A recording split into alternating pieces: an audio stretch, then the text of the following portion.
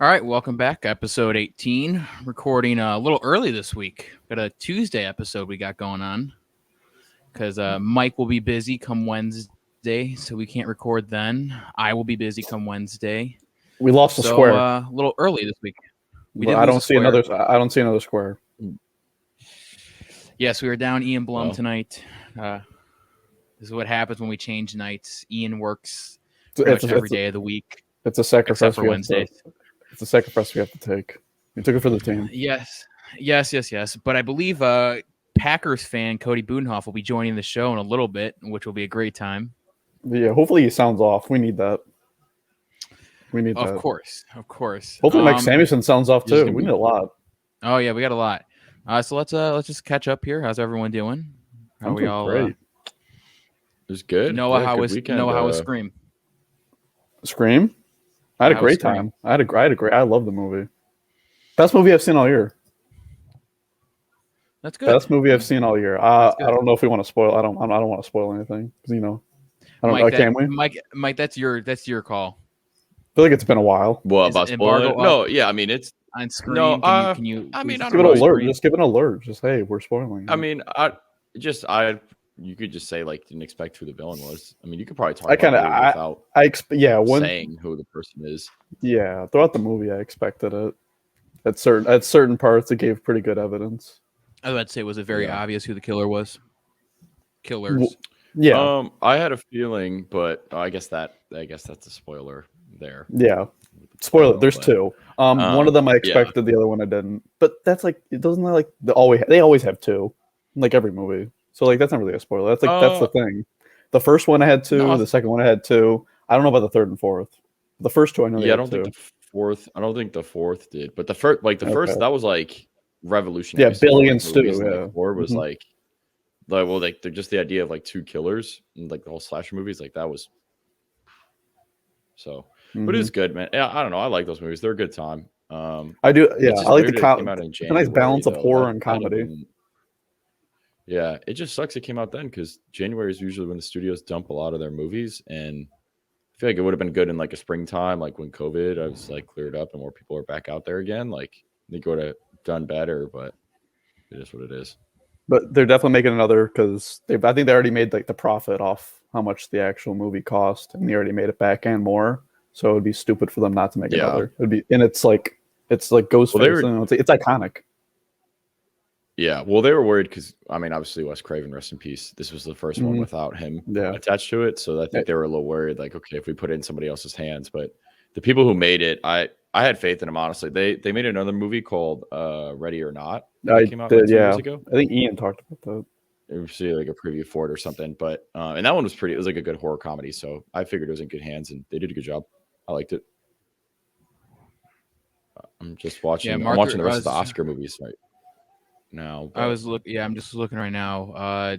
They're projecting $11.7 million for Scream this past weekend, and then $34 million from last weekend when it opened. It's pretty good. It costs less than that for box office numbers. For box office, especially now. There wasn't any big freaking scenes that cost that much money in that movie. I can tell you that. Yeah. Mm-hmm. But Mike, what else? It's probably just bringing back the three. I think it's probably cost the most money. Yeah. But no, I wanted to play catch up on a lot of the movies for award season because I know the nominations I think will come out in the next couple weeks. So there's a couple I needed to get to. So I think I have my watch list now is probably 10 movies left on it. So I got to get to those. And then there's basically one for Best Picture that I haven't watched yet that I am looking to watch. So I don't know. I want to try to figure out. It's West Side Story. Which one is that? Okay. I haven't seen it. It's so long, man. It's 3 hours, and I got to do it in the theater because it's not at home. I refuse to watch it. Oh, if that's the only Best Picture, but if that's the only Best Picture I don't watch, it's fine. Yeah. So I watched the other 9 that I think will be nominated, unless the foreign international film does. Then I have to go watch that too. That's a 3-hour. Movie and subtitles, so that we'll see. But lovely. Just getting those off my list. When do they do the nominations? Letterboxd too? So the nominations, I believe they're February 9th. Okay, I'm looking it up right now. Oscar nominations 2022. Nominations February 8th. So it will be leading into Super Bowl week. Perfect time. That's a big week. That's a great day. A Super Bowl extravaganza week for a second straight year. We can do an Oscar. We do an Oscars pod and then do a Super Bowl pod. Yeah, that Tuesday I'll be seeing Tyler Crater on that Tuesday actually. So super stoked. I like my kicking off this tour at the. I like myself some Tyler the Creator. First stop. I did see Bad Bunny just announce a stadium tour. I did see that. It's gonna be ridiculous money to be made there. Crazy. Are you Mike? Are you a Bad Bunny guy? No, I not really. Not for me, but I know how much money is made on the resale of those tickets. It's like, oh yeah, it's absurd. And I did cool. I did hear The Weeknd will likely be announcing a tour this week. Well, I haven't gotten my back in business in the music industry. Yeah, I haven't gotten my notification saying I get my first priority ad tickets. So I'll believe. Oh, that's right. I forgot you got first dibs. Yeah, we'll see. Actually, Bad Bunny's doing the Diamondback Stadium. He's not even doing the Cardinals. So maybe they were worried he wasn't gonna. Because I feel like Chase Field doesn't seat as many as the Cardinals Stadium. No. So yeah, it's probably like 25,000. So if that. So I thought that was pretty surprising, honestly. But Chase Field can hold 48,000. Holy crap! I guess it is dome. That's fair. Maybe because nobody shows up, so you can never see that. Yeah, Cardinal that Stadium. Too. Let's see. Arizona Cardinals. Football 63,000. Okay, so it's like a 15,000 difference. Okay. Yeah. But it all depends because of how the venues are laid out. They might have less seats they have to block off at. Maybe they got something going on at the State Farm Stadium at that time. Who knows? That too. Who knows? Yeah, it could. But yeah, it's at Soldier Field in Chicago. So. Oh, there you go. Cool. Yeah. And supposedly the Weeknd's a stadium tour too. So. Yeah, man. I hope. I had really good tickets. I'm still kind of pissed off, honestly.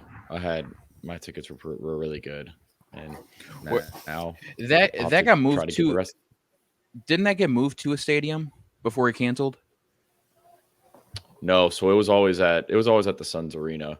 Okay. And it was supposed to be. Footprint, so I got it. The Footprint Center. Yep.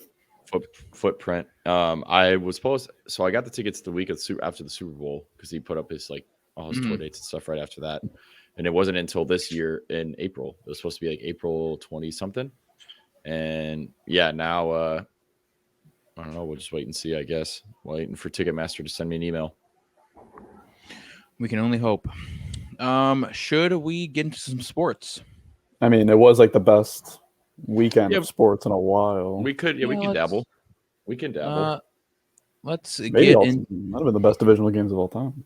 But we'll get there. Before we get there, because again, Cody's probably joining us. I think he said he's going to be here in about 10 minutes. So let's get to NBA first. Okay. Mike, what do you got? It was eventful at points for NBA. Yeah, I think it's I'm just hearing more murmurs of just trades and stuff. Obviously, this last 3 weeks before teams are starting to just put out feelers for them, say what they're gonna, expect. I think you'll see a lot of the older guys that have 1 or 2 years on their contracts and they're a crazy high amount. I think of it like Eric Gordon. I think he's gone by the deadline. He plays the Rockets, makes a lot of money. I think he'll be gone, but there's just the main familiar faces. There's Daryl Morey's comment on waiting it out for the off season.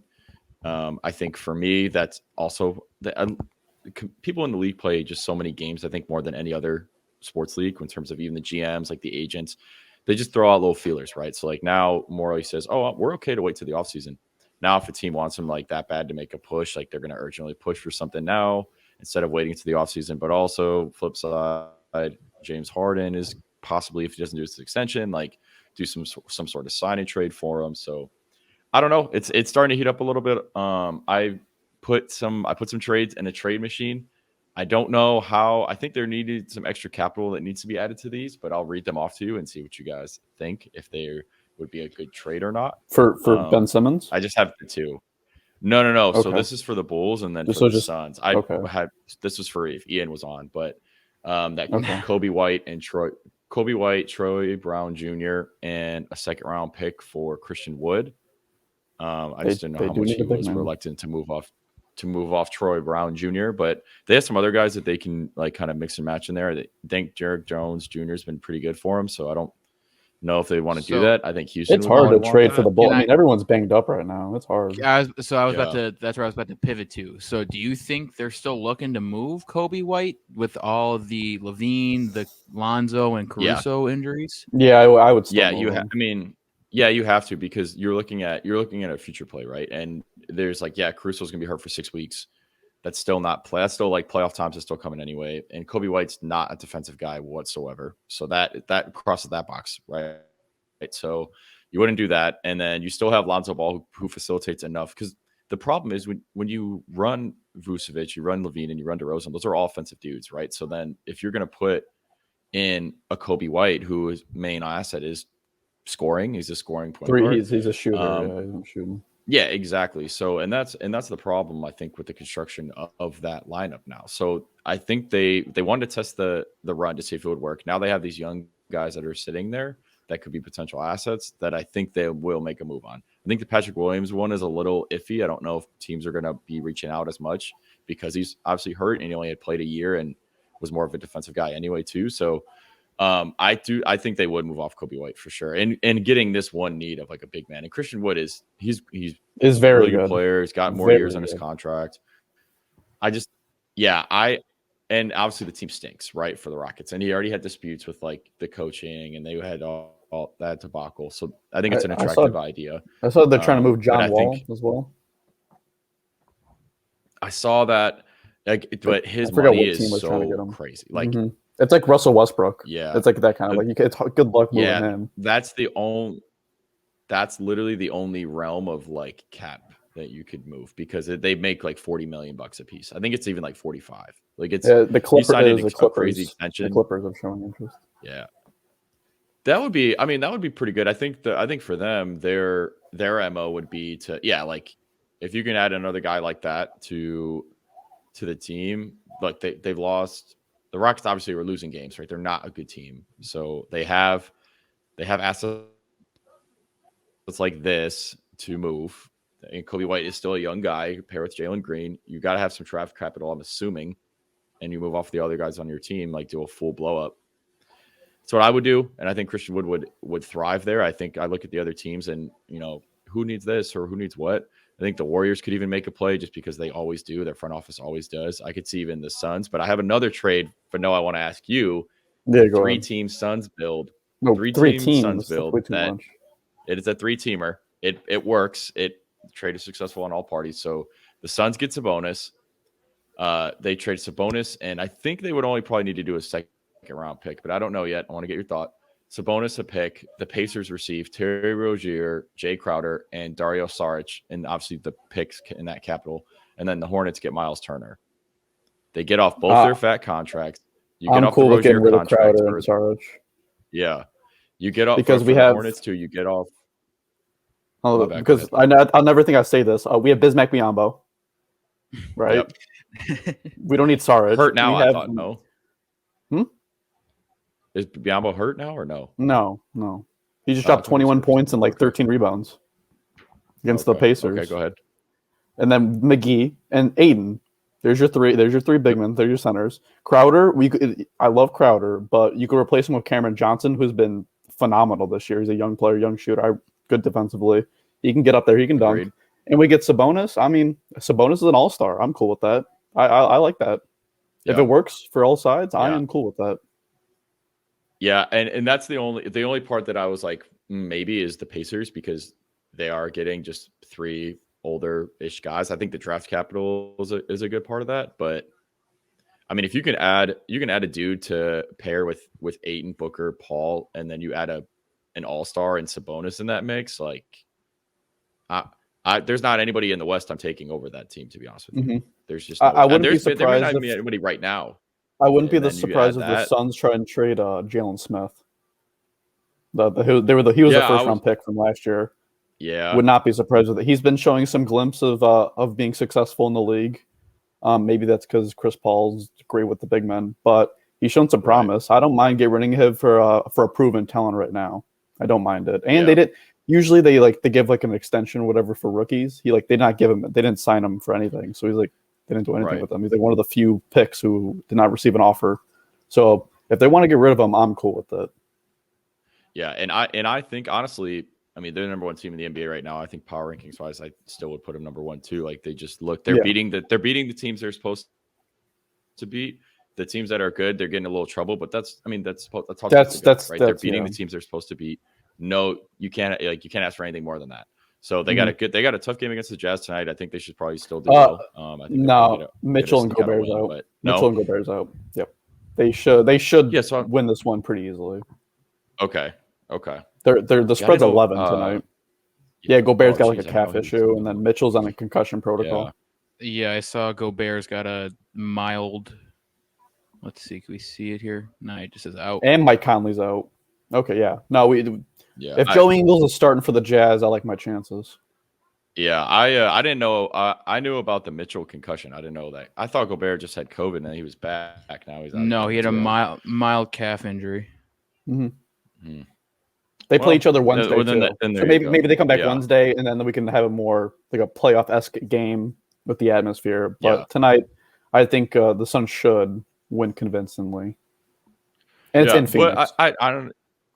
So I don't really think there needs to be much, but I think that's if it's one of those situations where if you're not making a move to try to do something because you have enough middle contracts of like $10 million or so to do it. If you're not going to do it, somebody else is going to, and then they just get even better. And then it's just, I don't know. We'll see. Obviously, we'll look at that team at number 8. They possibly get their guy back for tomorrow's game. And Anthony Davis. Probable. Yeah. So it's exciting to hear. Richard Jefferson says he's no longer a top 3 big man in the league. I didn't really ever consider him one, to be honest. So that was I was kind of a little shocked, who had him there. Yeah. Embiid, Jokic, and Giannis. Giannis. Yeah. Giannis is the best, and then probably Embiid and then Jokic. Yeah, saw that on Twitter. Saw NBA Twitter quoting the video and this and that. I'm like, that makes sense to me. It's not even close. I don't know. I don't know. It's exciting. Shout out LeBron with over a block and steal and a half right now. And he's been playing. I feel bad for him. I kind of feel. Yeah, but he did create this team, so. Yeah, I mean. I wish they would have done the Buddy Hield thing, but I think Mike, I was on that too. But Mike, can I? So while we're on the Lakers, so what's your whole take on this Frank Vogel situation?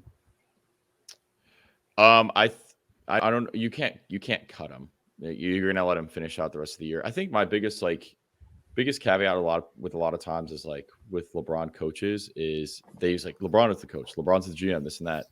But there still is some sort of but there's still some sort of game managers where you're not trying to step over toes. You don't need to prove yourself for anything.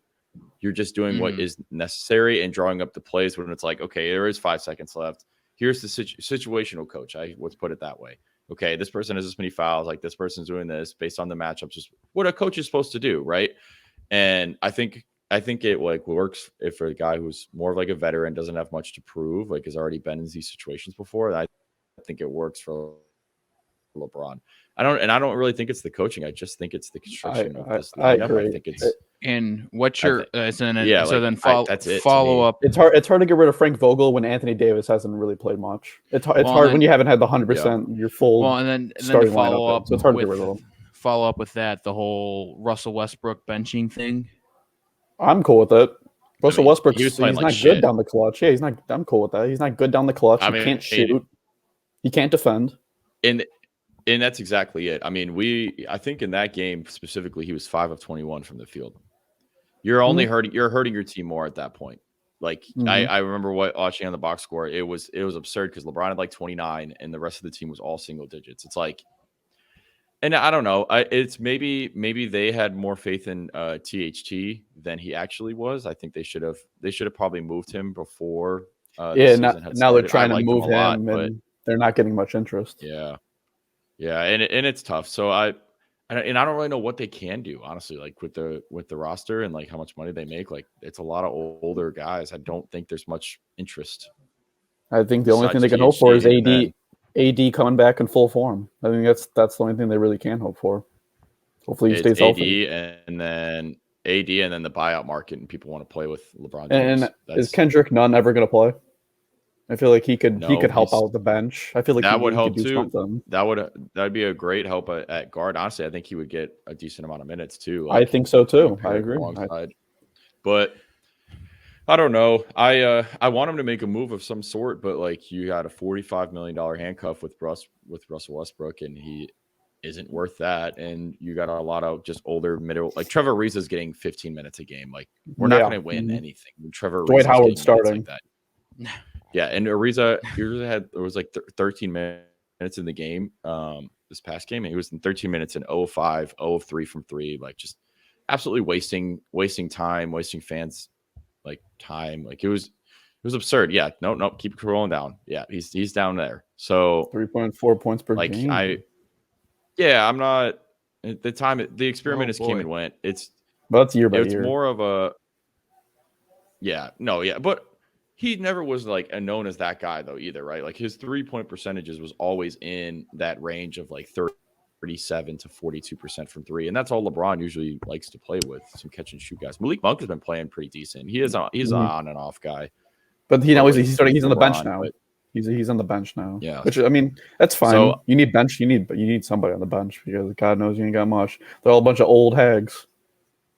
Yeah, it's usually like with his older teams, like even with the Cavs, they go the experimental route with a lot of older guys, and hopefully that pushes them through like playoff success. But it sucks that Anthony Davis is like, it sucks because everybody knew he was like a bag of bones and it was always super brittle, like with his time at the Pelicans. And it was like, okay, like maybe he's in a different market, like they use him better facilities, all this and that. But it might just be the player, and it sucks because like he obviously has the money now, like he's there long term, that's the future. So. Do you feel like they might be rushing him back? He's so talented. Do you feel like they're rushing him back? No, or I don't. Would you wait? Well, already even hurt prior to him coming back anyway. It's like it's one of those things where we're gonna get probably about I think it's 2.5 weeks of basketball before the All-Star break.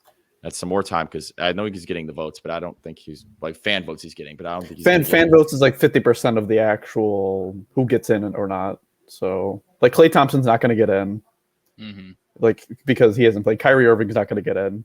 That's just the fan vote. Fan votes aren't everything. I think we might have lost Mike. Right. Like, I think Carmelo was in one of the fan votes. Like, yeah, I saw that. We back now? Carmelo Anthony is leading in is like in the middle of the pack. So, yeah, they're not. Yeah, no. So, Klay won't get in. Yeah. Before we move up to the Eastern Conference, does it surprise either one of you guys about Damian Lillard saying he's not rushing back from surgery because it brings him, in quotation, brings me a lot of peace? I have no problem with that. Well, they're playing. First off, they're playing pretty good. They're playing pretty good. They're six. Yeah. I mean, pretty good in their sense, which is 6-4 out of the last 10. And if they could if I would honestly just sit Dame until the later half of the year and then just push for the play-in. He's been dealing with the abdomen injury since like the Olympics, or even before that.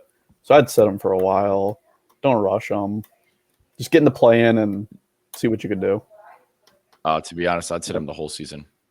That you could do that too. That's I'd sit him the whole thing. And I think the organization is going to do that. And I think now it's like, which it sucks because we saw the silver linings, like.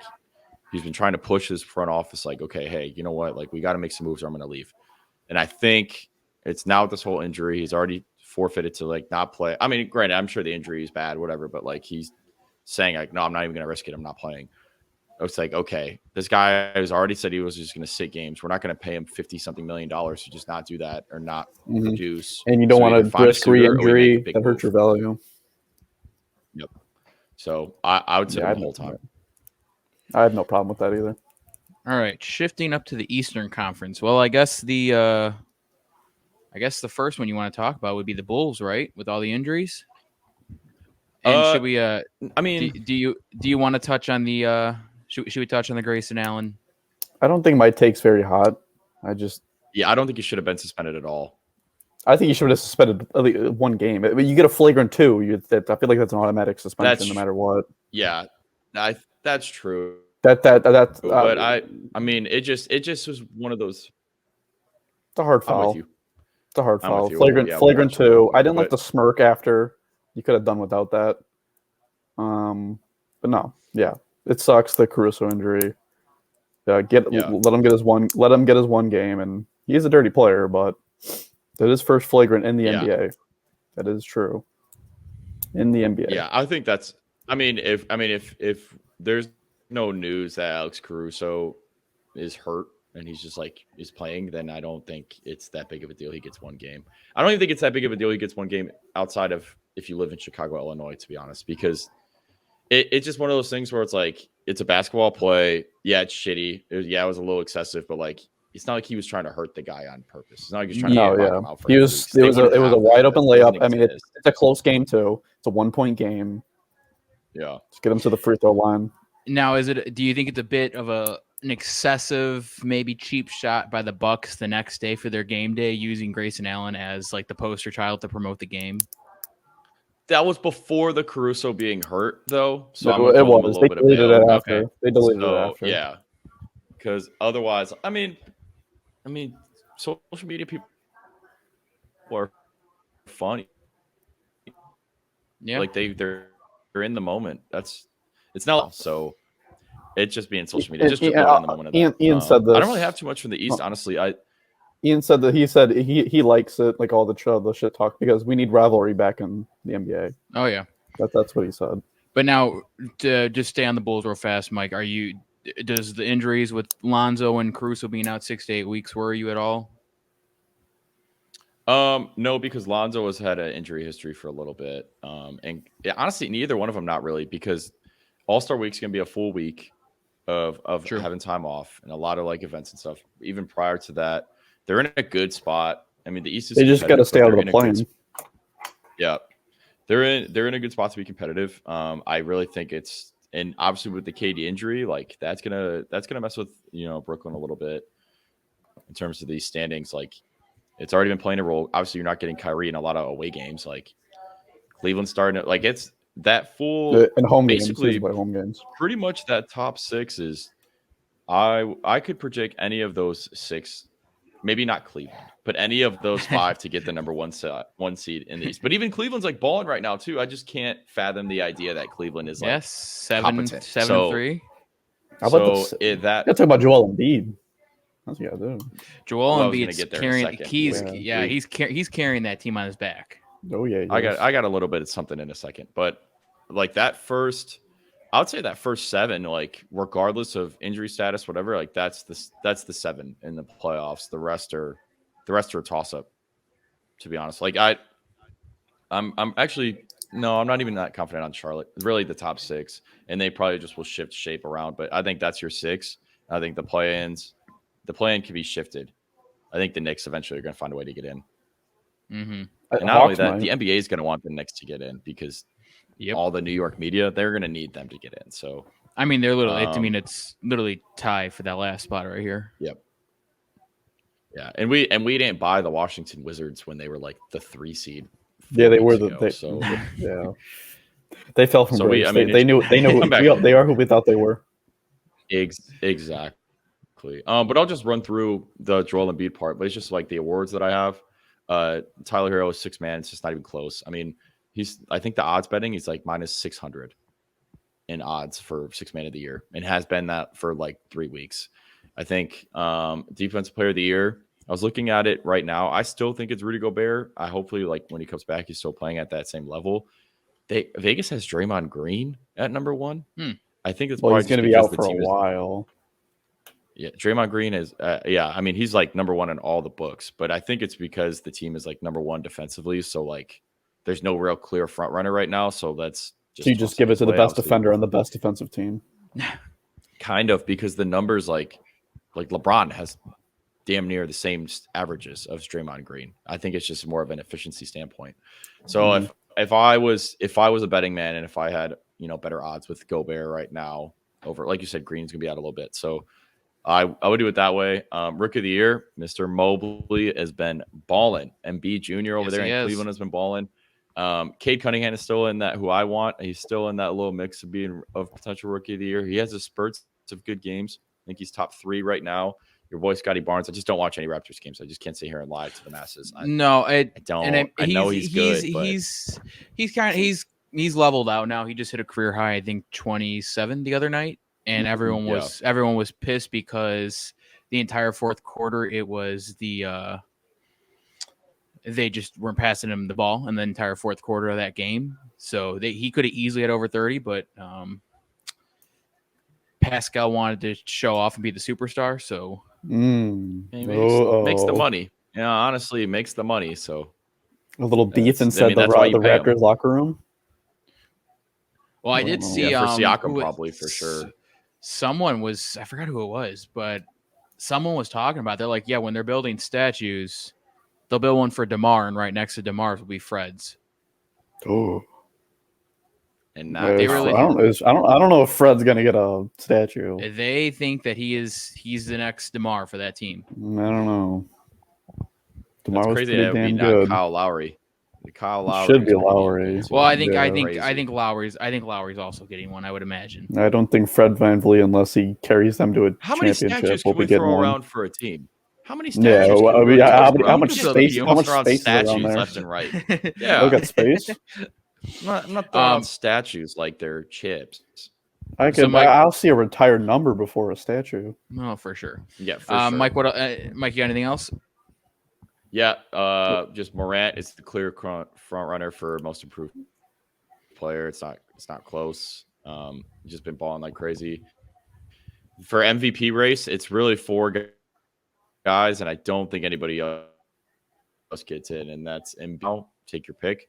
Personally, I think it's Embiid. I think narratives play a lot of a role into MVPs for the NBA. Yes. Obviously, we saw all sports. All sports. And they were the 8th seed.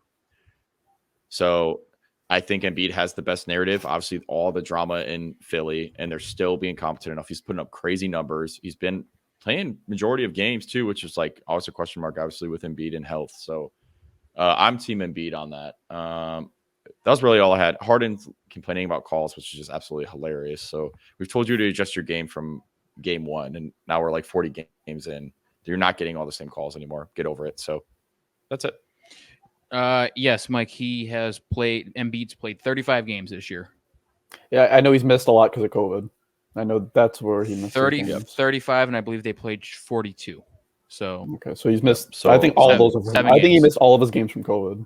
I think so. So exactly. Pretty good. That's really good to see. I think it's possible. But no, Mike, I 100% though narratives play. I mean, he who shall not be named. If it weren't for his team being like 5-12 last year, or 5-11, that man should have won MVP of the NFL. What are we talking about? He who shall not be named because of his allegations off the field. Oh. The alleged man was like the alleged, yes, who was like number 1 in every single category. So, well, I think if your team's not good, you won't win MVP. That's what I'm saying. So I think narratives and everything do play into that. Yeah, because Aaron Rodgers is going to win because of narratives. Correct. Should he win? Who knows? But the narrative debate. But, Mike, is that all you got for us today? That's all I got. All right.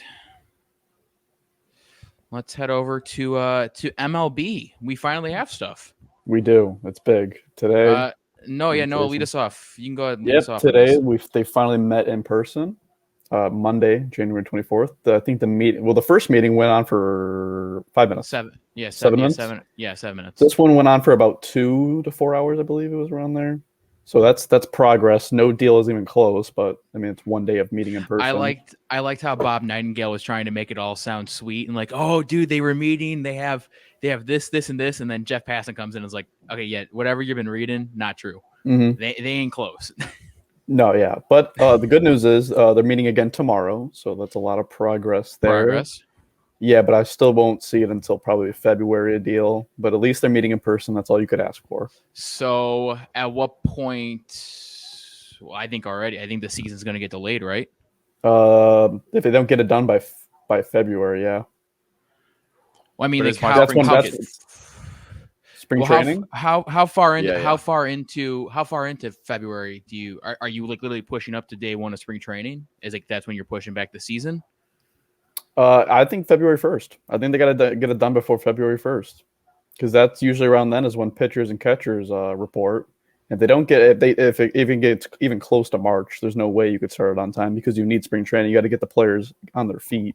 Got to get them moving. According to this website that I just found right now, spring training online report dates. Catchers are like mid-February. First one I'm seeing is February 15th. Yeah, mid-February. For the Rays and the Orioles. It has to get done way before that. The deal has to be done way before that for it to be on time, like exactly on time, where they don't push anything, even a day. So that's what I'm looking at. They might shorten spring training. How many games they put in spring training? I was about to say they could do that. Could we see that where they just don't play as many? They could definitely do that, but I think they have to play spring training because we saw what it did to some players during the 60-game season. Like JD Martinez, for instance, he was not JD Martinez during that 60-game season. Then the next year, JD Martinez hit like 30 homers when he actually has time to get his body ready. What was it? The 60-game year? It was just like the back half of July, right? It was July 24th was opening day. All right, so like the first half of July they had like camp, which was like if you had a team. You just like. Well, there's no live ball. You're not playing baseball. Yeah, but I mean the only ones that like benefit like were the Sox and Cubs and like Yankees and Mets that had another crosstown where you could scrimmage against them. But yeah, so you need spring training. So yeah, they met. Hopefully something soon. Really hopefully something soon. Yeah, but it's just a bunch of snarky old white people who want to make money. So it was actually weird. Not even weird. It was just surprising to me. I saw there was a survey on the Athletic, and the number one concern of fans was the minor league players not getting paid enough. That is it. That's probably one of the huge reasons why we haven't got anything done, because people forget about the minors, and there used to be people living on the floor playing in the minors because they weren't making any money. Yeah, the number one concern for the fans was the minor league players, and the number two was the obvious blackouts that need to just go. In all sports, yes. Yes. I should be able to watch the White Sox or the Cubs on my app, but I can't. Stupid. Mike, you're the only one that kind of benefits. Well, I need spring training, but I use some MLB. Dude, I do need spring training as well. Whatever. Oh, I'll try to watch all the LA games, like the Dodgers and the Angels, and it blacks me out every single time. Oh, you can't even get those? Mm-mm. Oh yeah. That's stupid. Yeah. Exactly. That's like I'll try to watch Ohtani, and if they're at home, I can't watch it. That's very stupid. Let's see. What else do we have in the docket for MLB? Montreal, Tampa Bay Rays split team no longer happening. Yeah, that would have been very interesting to see. It would have been definitely fun. But with the COVID issues still kind of a thing, going from America to Canada, crossing the border like halfway through the season, I see why they didn't do it. But so what do you think happens? Do you think they're just going to stay put in Tampa? You think they're going to make a new stadium? Dude, they should make a new. I know Ian doesn't want that, but they should make a new stadium because Tropicana is not a baseball field because it gets because the roof is white and the ball's white. That makes no sense. My friend lives in Tampa, and he was telling me, we were talking about it the other night, and he was like, Tropicana Field is arguably probably the worst baseball field in all of MLB. It's awful. It's easy. Yeah, it's easily the worst. It doesn't look appealing. There's nothing outside of it looks boring. Inside of it looks boring. The colors are ugly, yellow and blue. According to people that I know, it's like difficult to even get to. Also, like it's not an easy access to the ballpark.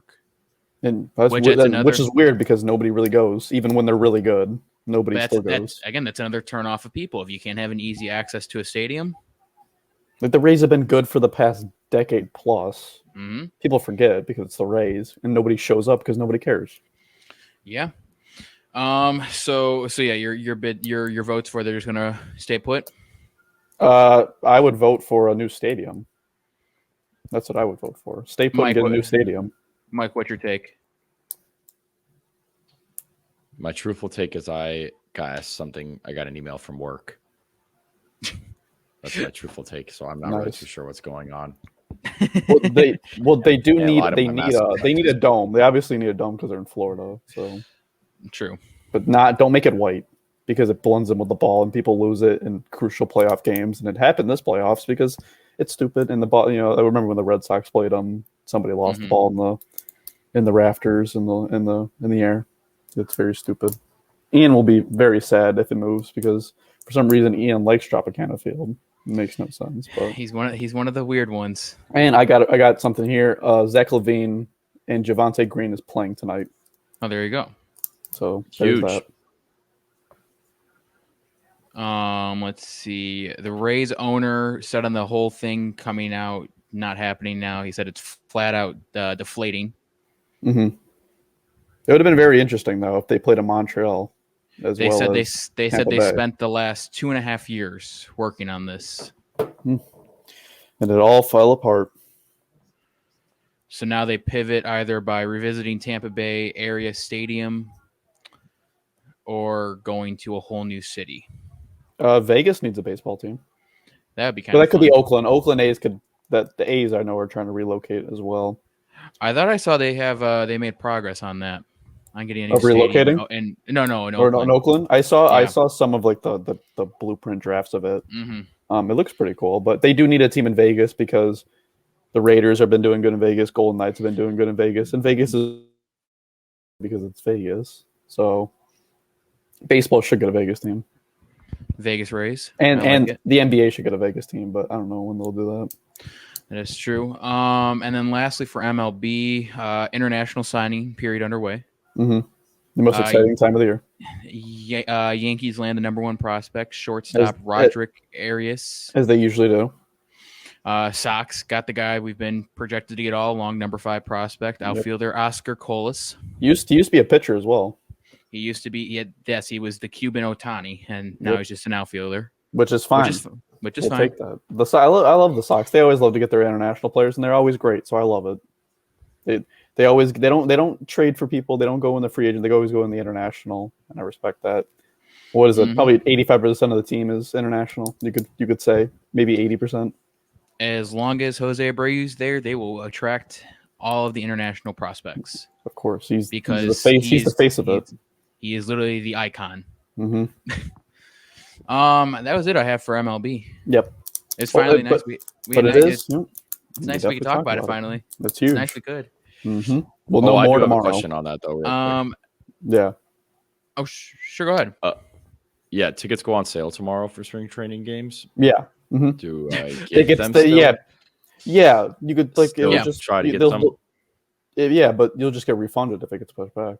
Just like I bought tickets a couple before COVID. They just refund you if the game gets postponed or canceled. I live walking distance from the Giants stadium, so I'm trying to go. I think they play the Sox on a Wednesday afternoon. Yeah, I'm heading out there March 16th or 17th is when I'm going out there. And right before we switch to NHL, our guest is here, everyone. Oh, perfect timing. Perfect timing for NHL. Yeah. Oh, we could see him now. Woo-hoo. Yeah. I figured out, the problem technology-wise. I was actually just flipped the switch from red to green on my computer. Wow. It's called the privacy switch. I guess I forgot to do that last time. So I have that? Where's that? I don't know. I mean, this technology is insane. I'm like a boomer. I can't figure it out. Red means no, green means yes. Well, quickly before we get into NFL, I want to touch on the NHL. Oh, woohoo! Let's go. No, I wanted to talk about how it's 2022 and racism is still an issue. Yep. What happened? We had not. I know what happened. Yeah, not one, but 2 players get suspended for racial remarks during games. Yep. It was in the ECHL, whatever. It was like in the minor. It was in the other hockey ECHL and then the AHL. The AHL guy, I believe, got a 30-game suspension, and then the ECHL guy, I believe, got cut. And it was very funny reading the 2 team statements. The one with the racist player there was a whole statement of, we had to stand by with our sponsors and our partners and what they believe in. And it's like the other team was like, yeah, we're absolutely disgusted. And the fact that it's 2022 and we're making racist remarks is not something we should be allowing in any league or in the world. So it was kind of like, well, one team's doing this correct. The other team is kind of just saying, yeah, our partners, partners and sponsors think this is bad if we keep them on the team. So we're going to get rid of them because they think it's bad. No, hockey's a joke. We all know this. And I know it was towards PK Subban's little brother. Yes. I believe. And PK Subban's I don't know if he still is. I haven't really watched. I know he's in the Devils. Was a very good player when he was on the Montreal Canadiens. I do remember that. Mm-hmm. One of the best defensemen. 30 games seems aggressive. They should just cut him. Oh, well, I mean, the one guy got banned. They should have just cut him. I mean, yeah, I don't know the story, so I'm just trying to think dude, I've seen. I saw the catcher for the Astros go like that to Darvish. Martin Maldonado. Yeah, or no, Yuli Gurriel. It was Yuli Gurriel. It was Yuli Gurriel, the first baseman. 30 games is aggressive. So what the hell happened? The one made a racist comment. The other one made a racial gesture. Okay, I did not see the There's got to be footage. I need to see that. I don't know. It's the I don't know, Mike. It's the ECHL. I don't know if they got cameras for that. Mike, there's a video, but it's like really hard to even you can barely tell from the video. They probably got 280p cameras for that league. But what's the gesture? Did they say that? He was basically calling him an ape. Ooh. What the hell? Yeah. Dude, hockey's a joke. Yeah. There's something. They gotta fix that shit, man. So that was the one, and then then there was a separate issue. They should have just cut him. 30 game. Like he's not gonna change because of this 30-game suspension. Just cut him. Right. Mm-hmm. That's not how it works. Come on, man. And the other guy comes out and he's like, "Oh, I don't know why I did that," and it's like, dude, come on. But we do. We know. No, we know. Dude, come on. We know why you did it. And now you'll be at home watching it from your TV. But you can't even watch You can't even watch ECHL on TV. It's not even a thing. Or you can even watch that. You gotta buy that. Come on, man. Nobody cares about that league. But besides that,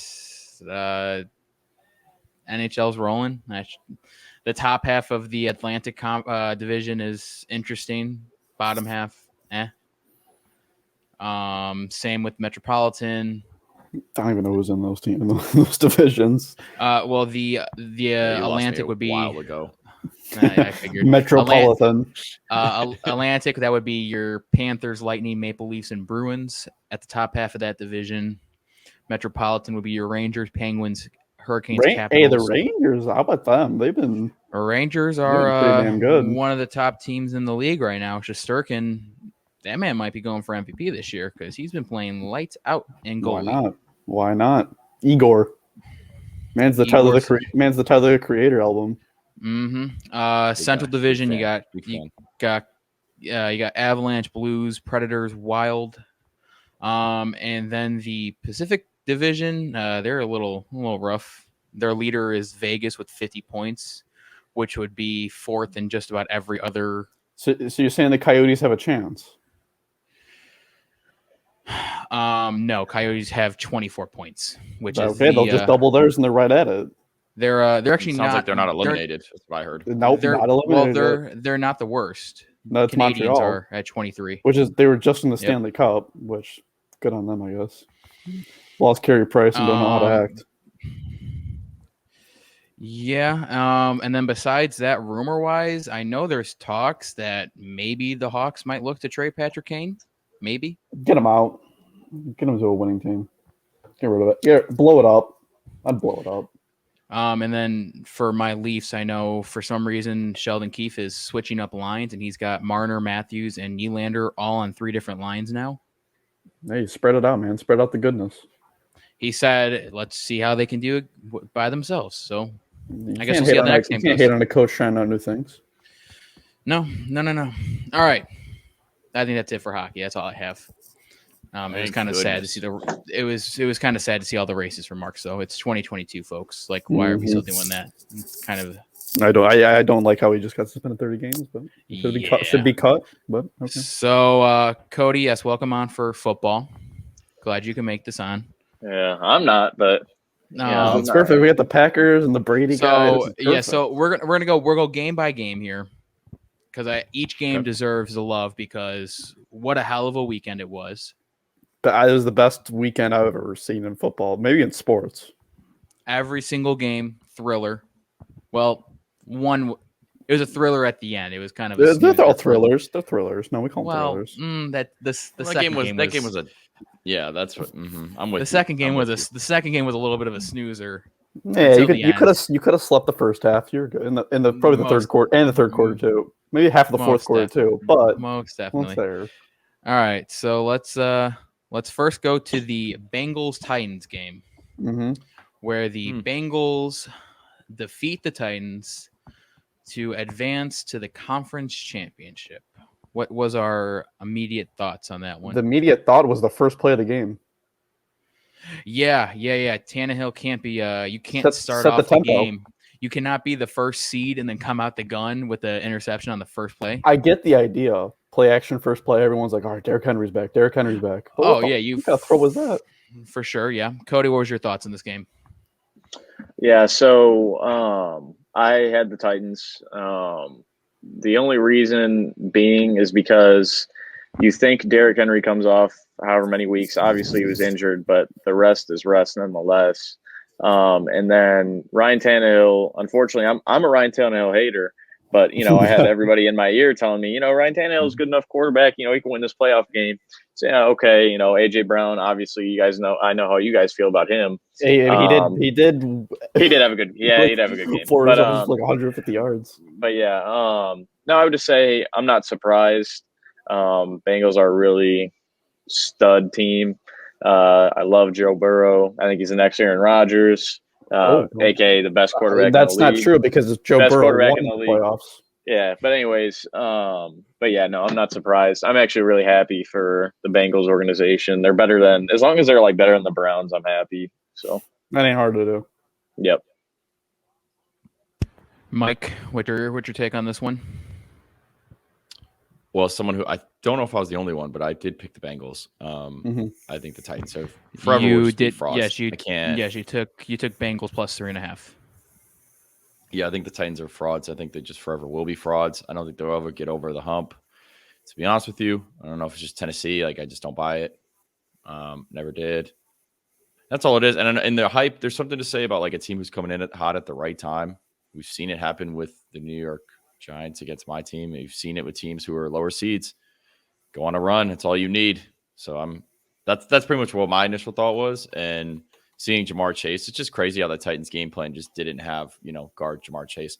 I don't know how that wasn't on there. Usually that I like what the Titans done defense. They had 9 sacks. They did what they had to do. Yeah. They got to Burrow. It just Tannehill just didn't clutch up at the end. That was the story. If Tannehill doesn't throw one of those picks, if one of those picks go what was it the play? They're at the first and goal. Tannehill's hiking it. What do? You're first and goal. You run with Henry. Deontay Foreman had that 40-yard run. Get him in the red zone. The momentum shifting. Here comes the Titans, and you do a screenplay, and they jump it, and they get a pick. That's when you knew right there and then. Bengals were there. I like the Titans defense plan. I thought it was brilliant. 9 sacks. What else could you ask for? Well, Burrow didn't even throw a touchdown. I liked Vrabel coming out and being like, "Yeah, I think we actually had too many sacks." Yeah, I think it was Tannehill. Tannehill's the reason why they lost, and nobody can argue that. Tannehill's the reason they're out when they're watching the games at home now. No, yeah, you're not wrong. You are not wrong. Henry played all. I think it's play calling, honestly.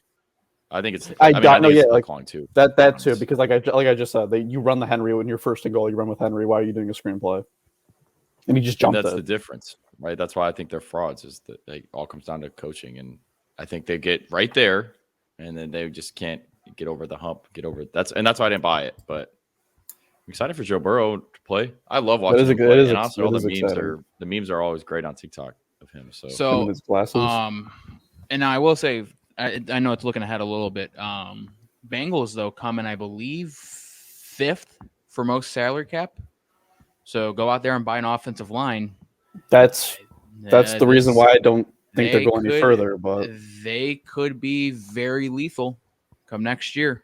They got a really good defense. They got arguably the best wide receiver group in the league, and they got Joe Mixon, who's been having his best year of his career, and they got Joey Burrow.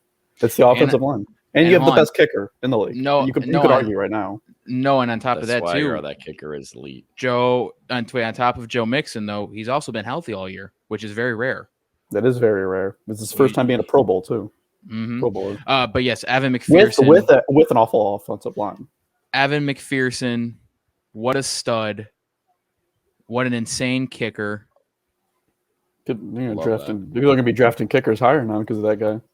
I don't know if you guys recall, he was the one that his draft video was him kicking a Gatorade cap. Oh, is that dude perfect? Gatorade.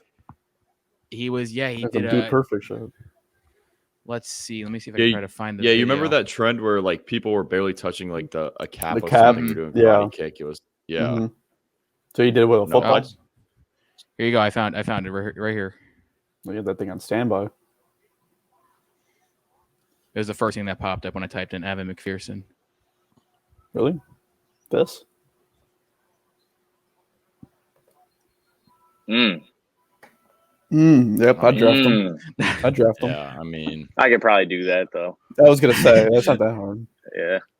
I know Noah can do it. Definitely. I love the comments before it. Like, we're going to the AFC Championship.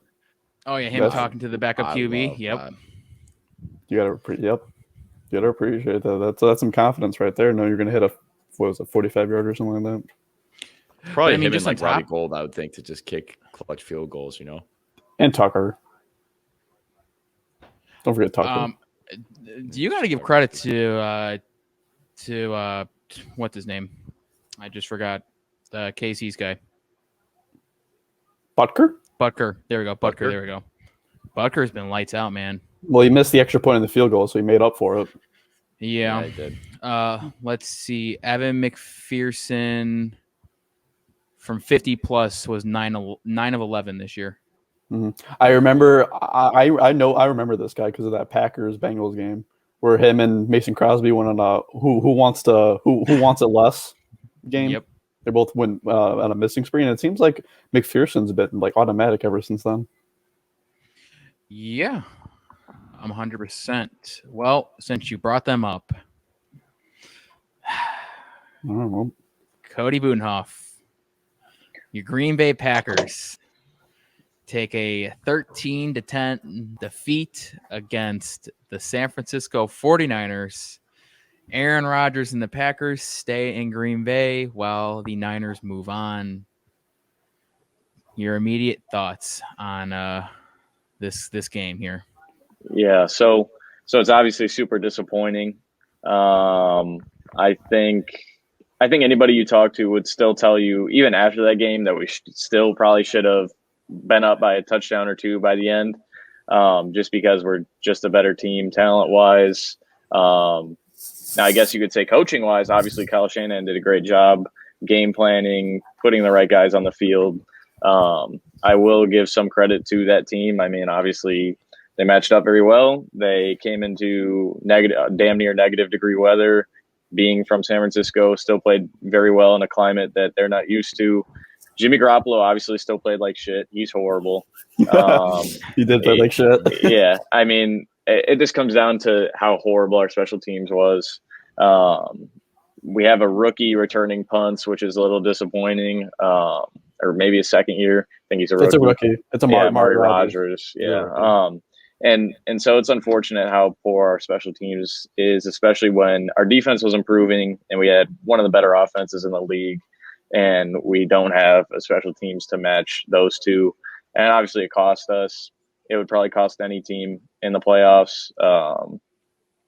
Unfortunately, I think it's now more likely than ever that Aaron Rodgers leaves.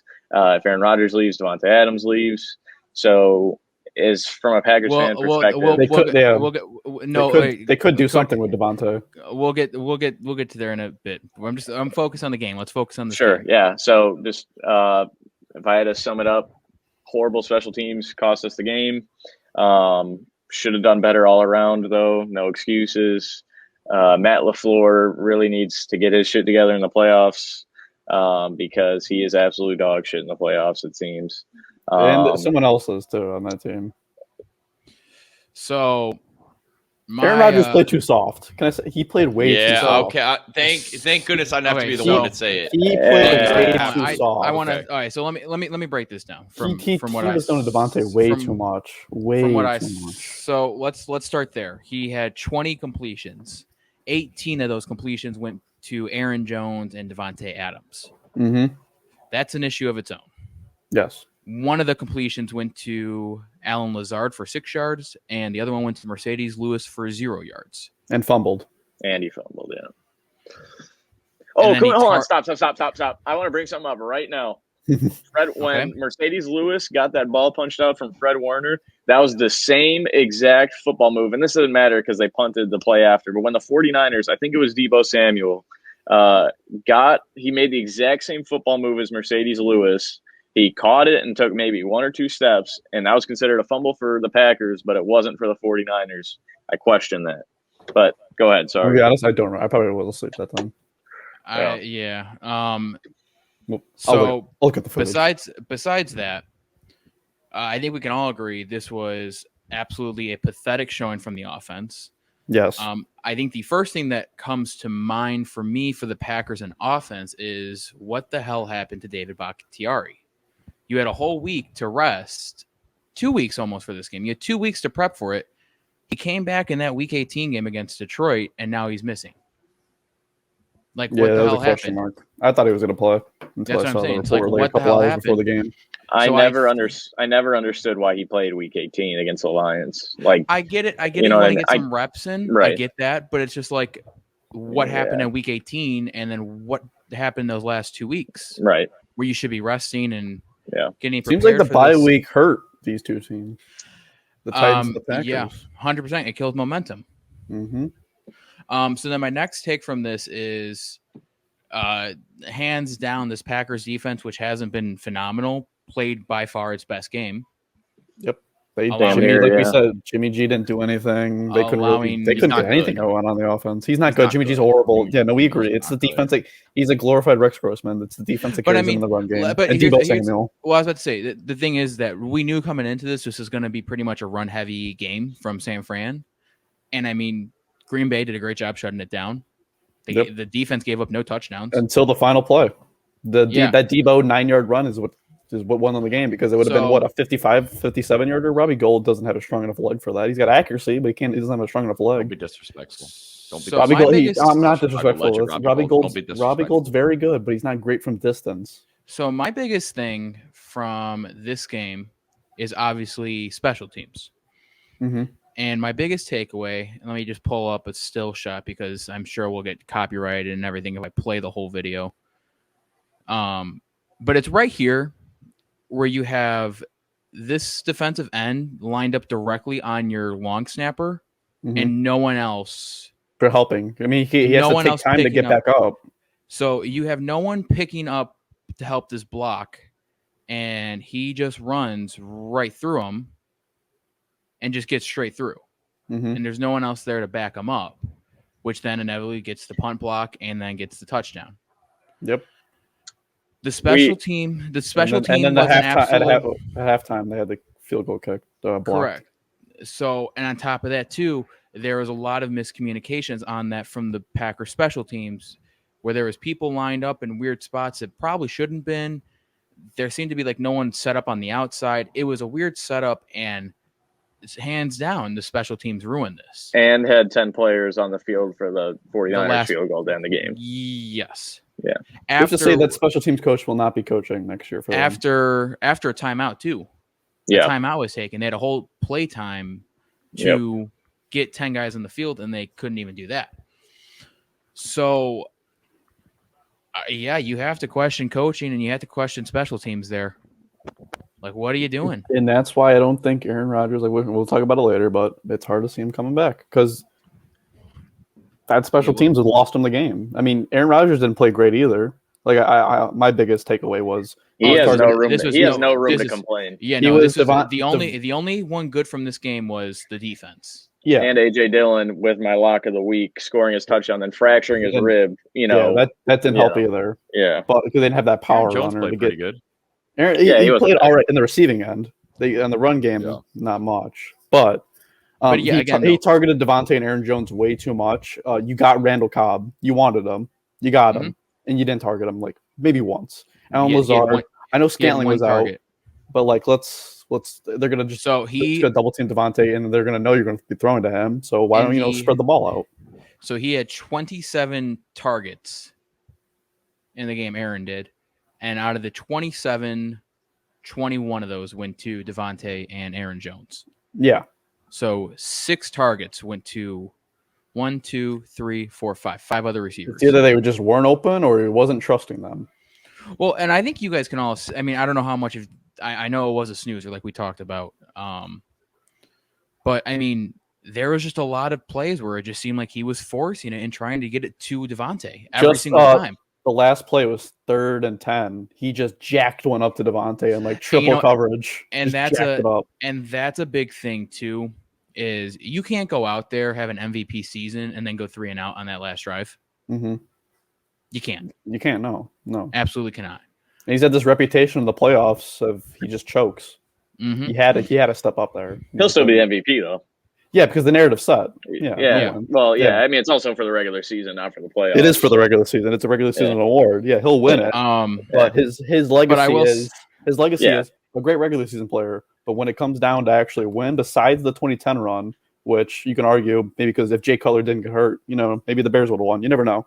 But his legacy is he just chokes in the playoffs, and the 49ers own him, the team that he wanted to be drafted by. Again, like I said, I know we'll talk about it. We'll talk about it in a little bit after we finish recapping the games, but kind of had a similar situation like this a few years ago when Tom Brady ended a rough patch with New England. Pick 6 to end that game. It was kind of a rough ending there. Just saying, maybe we're seeing something similar. In the playoff game. Titans game against the Titans. The Titans game, pick 6. It was a pick 6. Yeah, I remember that. Yeah, well, he's not very good at football. So. Yeah, and I remember the Patriots definitely had Devontae Adams quality receivers on that team, and offensive linemen weren't out. Yeah, that's basically the same thing. That's basically the same thing. Mike, I'm not saying. And Derrick Henry was running for like 180 yards. That's basically the same thing. Mike, I'm saying the parallels. I'm saying how they both ended out. How Rodgers had a poor performance, and I think that could be his way out. Kind of that's how it ends. Rodgers had poor performances in all these playoff games. That's just Aaron Rodgers. Well, that's true. That's true. Well, to be fair, the defense wasn't great for the other games, but yeah. No, as a Brady guy, I just have to talk shit. It's the special teams. I just have to talk shit. I can't not say something. No. Well, we're going to that game. So let's go. We're going to the Rams Buccaneers. Mike, go ahead and you start this one off. Oh, crazy! What's wild to me is how the Buccaneers defensive coordinator decided. You know what we're going to do for the last. His name's Todd Bowles.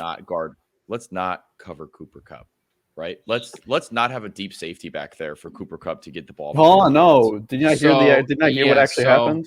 So there was a lot. So half the defense was in like a cover 0. The other half was in cover 2. It was miscommunication. There's a lot of miscommunication that's going on with that play. Don't blame my guy Todd Bowles. Sean Murphy Bunting. 1,000,000% I'm blaming it Tom Bowles. No, they didn't have communication. No question. Based on the players on the field should be communicating with each other so we're on the same page. There's not everybody has a mic. 32 of these jobs at defensive coordinators, right? There's 32 of them. Figure it out. So you're in the NFL. You're in the playoffs. Figure it out. Well, that defense gave Tom Brady a shot at winning. If it wasn't for that defense, Tom Brady would have been blown out of the damn water. That's for damn sure. The Rams shot themselves in the foot. Exactly, because they were who was forcing the fumbles besides the Stafford one? It was the defense. The defense was Brady in the air. The defense in the second half stepped up and they gave him a shot. So you cannot blame the defense. Do not blame Todd Bowles on this. So I will say though, from I have to. the Rams from the Rams standpoint, Cam Akers cannot be fumbling that ball. Twice. Nope. He's a young player. He'll learn. But you cannot be doing that in this big of a scenario. Just can't. No. So as we've already discussed, though, the Rams get the thriller 30-27 victory on the last-second Matt Gay field goal. Cooper Kupp, 9 receptions, 183 yards. Guys, I don't know. This is just me. I know we're looking ahead. We're going to talk about it in a bit. I don't know how the Niners could stop them again for the third time this year. Yeah, they can. They definitely could. Kyle Shanahan, they can definitely stop them. But I want to talk about the Buccaneers. Go ahead. That if you didn't live in LA, you couldn't buy tickets to the game, and you can't go unless you live in LA. You know if you guys saw that. How is that even allowed? Wait, what are they doing for the conference for the conference championship? They have a geo tag on Ticketmaster, and if you don't live in the area of SoFi, you can be allowed. Private business. I think they did it for the Bengals. For the it's allowed. Did they? It's allowed because last week San Fran was like you could. The 49ers fans were packed in that SoFi Stadium for the last game of the year. That's why I think they're worried about that. I think that's why. Okay. All right. It's definitely illegal. It's just like, is the NFL going to keep allowing that, depending on what they think? Yeah. That's taken away from fans wanting to travel to go see their teams play. I don't like that at all. I don't like that. Not one bit. The NFL doesn't care because the NFL knows they can sell the tickets, so they don't care. Yeah, they could have a game in like Idaho and they'll sell out. But with the Buccaneers, they could have used somebody, and his name was Antonio Brown. They could have used Antonio Brown. They could also, yeah. Who else could they could have used? You could say Godwin, tackle too. Tristan Wirfs, yes, I think so. I think just like the Packers game. But with the injuries, it's hard to like with the injuries because injuries always happen. AB was definitely that could have been solved. That problem could have been solved. AB could have been playing. Injuries, it happens. I mean, you can't solve mental health. That's a mental health issue, to be honest. Okay, but they could have solved it. They could have. You never know. But injuries. But no, I mean, those happen. It's the same thing. It's the same thing with the Packers and Bakhtiari. You losing your anchor on the end, especially going up. I mean, San Fran with Boza, and then you have Rams. I mean, just everyone on the Rams front. Not having Tristan Wirfs there, who's been lights out, great tackle, it hurts them. I think it was first team. Yeah. Yeah, he was. First team, the third, and then the second string guy got hurt too. I think they put in a third string guard to play that position. Like the chips they're definitely not in the favor, but they had no. But he's the GOAT. Being in that game. But he's the GOAT, so he should have won that. He's the GOAT. So I don't care what excuses are coming at this. He's the greatest of all time. Wait. Hold on. So he brings them all the way back. The defense to 27-27. The defense. Todd Bowles, because he left his clipboard in the bathroom, then gave up huge 70 yards to Cooper Kupp. That's Tom Brady's fault now? That's the miscommunication, like we spoke about before. It's miscommunication. People didn't know the plays.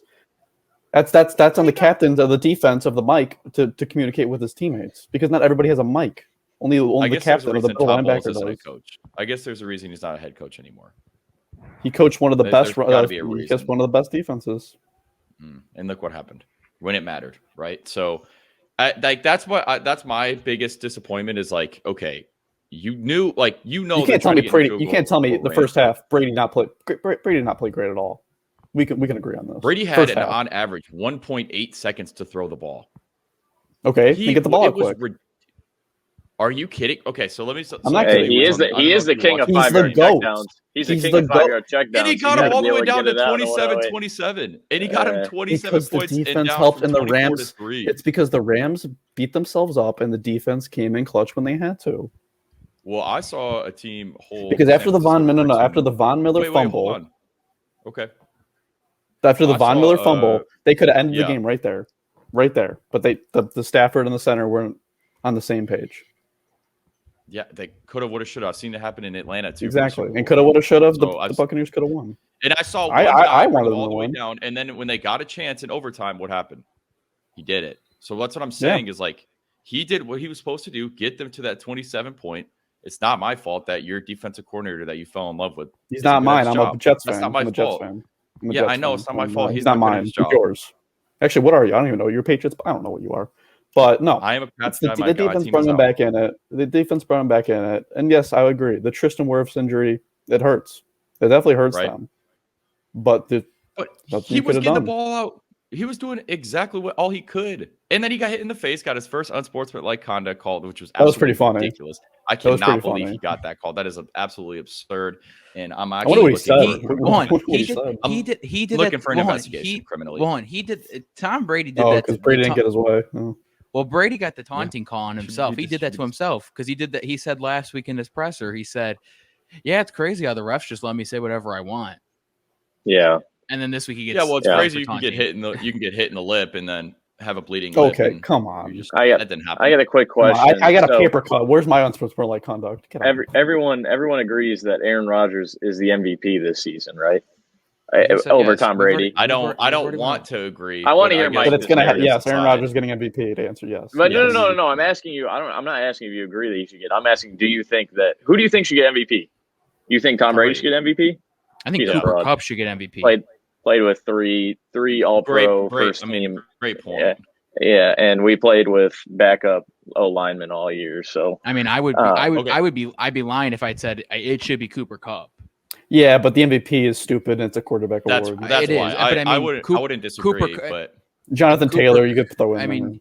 Jonathan Taylor had a fantastic year. Cooper Kupp led the league in receptions, yards, touchdowns, and he broke the. Yeah, insane. He was the best receiver and the best player on the field at most. That's what I'm saying. I personally, I would say I'd give my vote to Cooper Kupp. Yeah, over all these guys. Okay. Yeah, but it's not going to be that. It's not going to be it. They should do like in baseball. In baseball, there's a Cy Young Award for pitchers because pitchers usually don't win MVP, and in the NFL, there should be a quarterback. But MVP, and then a regular MVP. But yeah, by all means, he'll win Brett Favre Award. He'll win Offensive Player of the Year. I'm sure. Yes. Cooper Kupp's gonna win that. Yeah, Taylor did have a great season too. But Jonathan Taylor carried the Colts this year. Yeah, but one team made the playoffs and one team didn't. That's why you're right. You are right. So hold on. So Cooper Kupp will. But to go back though, I'm actually gonna side a little bit with Mike on this one. I think actually I side with both Noah and Mike. I do think that first half was a really horrible showing from the Bucs offense. Yeah. That was embarrassing. And should not have defensively, didn't play great in the first half either. Everything was messed up in there. But that's what I'm getting to is I also agree with Mike with that end of the game was just straight up on that defense. Yeah, you shouldn't. I'm arguing it's not on Bowles. That's what I'm arguing. I think it's the miscommunication with the players. Here's the thing: is that we don't know. We don't know. But we don't know what was behind the scenes. But that's what I'm saying. Behind the scenes, like who knows if Bowles even got a call out? He might have. It might have just been on Sean Murphy Bunting to make the call. Yeah. Or Levante. I know a defensive player has like the little green sticker on them, which means they have the headset in there. Maybe it was him who didn't communicate with the rest of the players and what the play call was. So and exactly, that's what I'm saying. Maybe he heard it wrong. Maybe he thought it was something else. And I mean, it's loud there, so I'm sure trying to yell across the field to say something. Like, I'm not sure. It was definitely miscommunication. They definitely said it was miscommunication. But hey, Stafford had a hell of a game. Maybe his best game as a Ram. He showed out when he needed to. Yep, and coming from the Detroit Lions, that's crazy. And again, it's clearly just showing even more and more how poorly the Lions are ran, of how they didn't do anything with his talent. Yep, he's a Hall of Fame. He's a Hall of Fame talent. That's for damn sure. The fact they had him and Calvin Johnson. Yep, Megatron, one of the best receivers of all time. Yep. Like, how do you do nothing with either one of them? Yeah, so that was a great game, though. But there was a better one. It was a phenomenal. It was crazy to say. There was a better one, and that will wrap it up here with the Bills and the Chiefs, with the Chiefs knocking it off in overtime. So let me start there. So let me just go around. I just want to get opinions here. Cody, do you think the overtime rule should change? Yes. Okay. It should. Do you want me to give an in-depth answer, or you just want to go around? Yeah. No. Yeah, I just think, like, obviously there's certain things about the college rules that are right, and then there's certain things that aren't. I don't think that it should be, 2-yard line every fucking play until somebody pushes it in, like it is in college.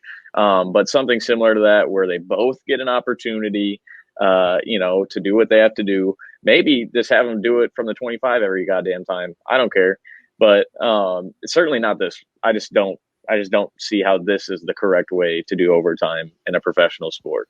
That's just how I see it. Because, you don't give the opportunity to another team. And you know that Josh Allen should have gotten an opportunity to score. Just like Kansas City did. Well, first off, the Buffalo defense has to play better, so it wouldn't even gotten to overtime. And second off, what I would do is, this I don't like this rule.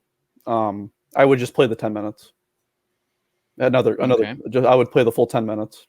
Mike of the overtime.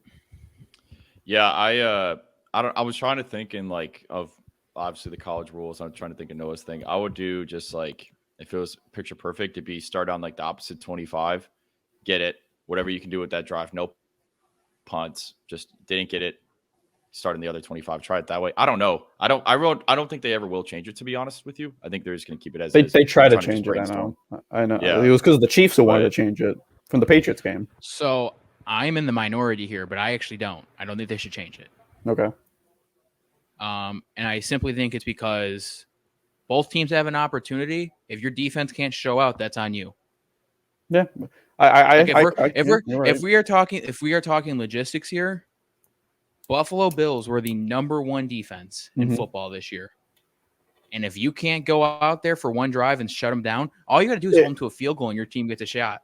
And you couldn't hold them to a field goal. That's on you. I don't have I get it, but it's like your defense, I mean, especially for the Bills, that's your strong suit. If you can't hold them, it sucks. But I mean, on top of that, if you have an issue with it, win it in regulation.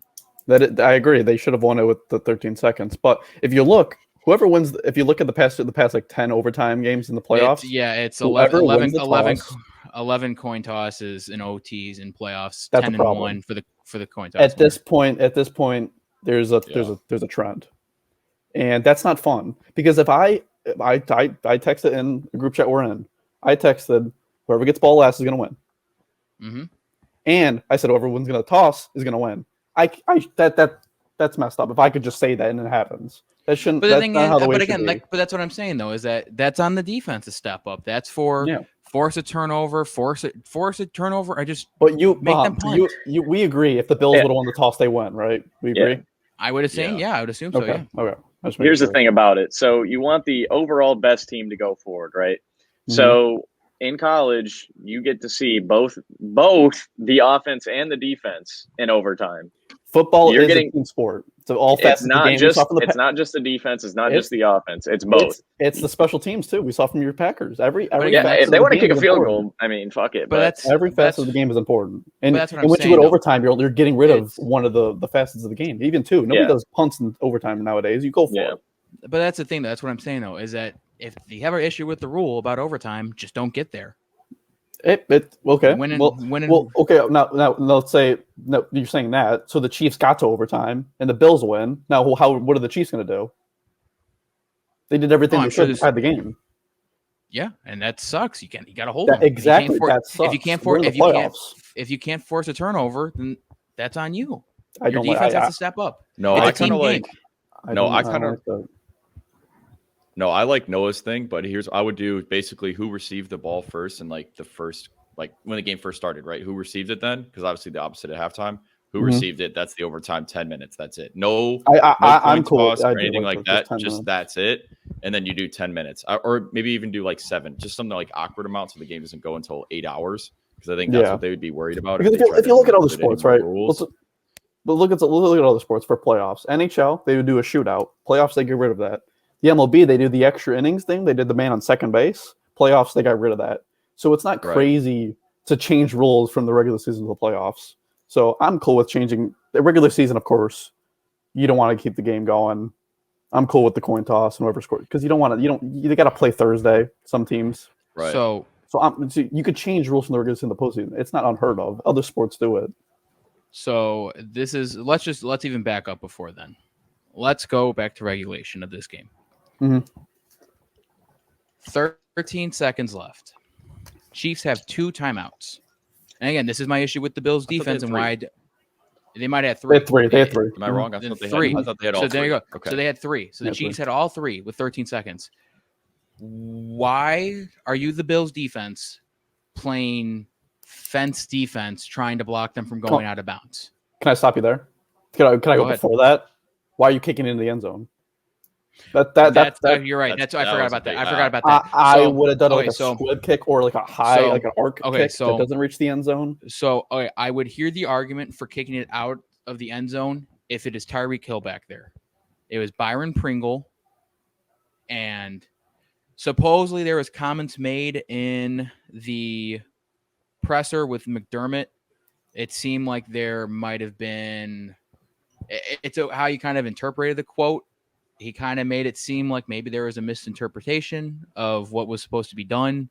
A lot of miscommunications this week. Or there might have just been a kicker doing what he thought was right. Mm-hmm. But then there's also the possibility that it seemed like that some of the Bills staff thought that it was Tyreek Hill back there returning the kick. Well, they have numbers. I know, but that can't be true. So I don't know. There's a slew of things, and I mean, that was a bad one. First and foremost, I would have done a squib kick. I wouldn't do a squib. I wouldn't do a squib kick, or just kick it right before the end zone, so they have to return it. Yes, or they could have fair catched it, and then they had to be down because if you don't touch the ball, the clock doesn't start. Correct. If you pin it within like the 10 yards area, like a punt. You're punting it. That's basically what you're doing. So yes, I agree. First there, but then we go to those 13 seconds. The Chiefs have all 3 timeouts. Why are you playing sideline defense? They have 3 timeouts, exactly. Why would you play like that? Is a situation where you just play normal defense. Mm-hmm. Like who cares if they get into field goal range? They get into field goal range. Whatever, they kick it and you go to OT. Why would you just play normal defense and just not let them get anywhere? They must have not known they had 3 timeouts or something. You can't explain it the way the defense played. This is an issue. This is an issue too. I mean, it's like again, you have the number 1 defense. Like that's the number 1 defense in football. And that's the kind of play. I mean, I think there's a lot of teams that were interested in Leslie Frazier, and I'm not sure if that interest is still there as of today. I'm sure Brian Dable's interest has been skyrocketing. Brian Dable, we'll get to that next, but I mean, it seems like he's on the verge of getting his job probably as of tomorrow. But as he should. But Leslie Frazier, I'm thinking he's being taken off a lot of people's list. That showing yesterday was straight up embarrassing. I don't know. Yeah. I wouldn't take him off people's list for one game. He held the Patriots the week prior to like 17 points, good all year. Like it's Andy Reid is pretty fucking good. That was Mahomes, my most comment. And Mahomes. Mahomes is pretty good. No. But I'm not just talking about that. I'm talking about the play call. Just how that last 2 minutes and into overtime worked. That play call he did for the Bills defense was horrendous. It was not good. Yeah, I mean, but I wouldn't take him off the list. I just wouldn't do that. It was pretty bad, but I can't take away his first, as you said, first in defense. I can't take that away from him for one series. I would be absolutely shocked if he got a head coaching job. Okay. I would be absolutely shocked. Urban Meyer got a job, so nothing shocks me. Yeah. Who's got like? That's me. Yep, that's me. They're cooking dinner. Solid. Love that. Yeah. I just wasn't sure what was going on. What's for dinner? I don't know. I think it's like beef. So out of the crock pot. But no, looking at the next week, I want to say the Bengals have no shot, but I mean they did just beat the Chiefs 2 weeks ago, or week 17. Yep. 34-31. And as we saw, with the guy that was secretly traded by Shane Darcy. Right under Mike Samuelson's nose. Gabe Davis exploded for 200 yards. He actually told me he said he would take it back. He said he felt bad because that trade. Because he waited for him to pop off. Yeah, literally 2 weeks. He's like, he's got 3 touchdowns. I have text message. I have text proof that he said. No worries. I had a trade proposal right now from Shane. Pat Mahomes for Teddy Bridgewater. That seems kind of fair. I was gonna say, kind of adds up, honestly. I think Mahomes might retire if he doesn't get it this year anyway. So at least you get Bridgewater. But no, it would. Next week will be interesting, I think, because of Jamar Chase last time went off 200 yards, 3 touchdowns. And the way that defense played against Gabe Davis. I think the most important thing is if Tyrann Mathieu plays. Because he did get knocked out in the first drive, and he's the quarterback of the defense. Yep. So if you lose your quarterback of the defense, Jamar Chase is going to probably pop off again. Maybe T. Higgins and Tyler Boyd will too. So, but spin zone to that. He was there last time they played, and he still went. Yes, but playoffs is I think in the playoffs. Oh yeah, and it's in Kansas City. For sure. Yeah. I think Tyrann Mathieu would slow it down a little bit more, and it probably wouldn't. The Josh Allen probably wouldn't have as great as a game if Tyrann Mathieu was playing too, because Tyrann Mathieu didn't play the whole game because the first drive he got knocked out by his own teammate, and Tyrann Mathieu is a top safety in the league. Oh, 100%, without a doubt. Do you have a video of that Davis route? When he broke that man's when he ended that man's career. The last touchdown before the 13 seconds. Yes. Yeah, the head. His third one. The head. His third touchdown.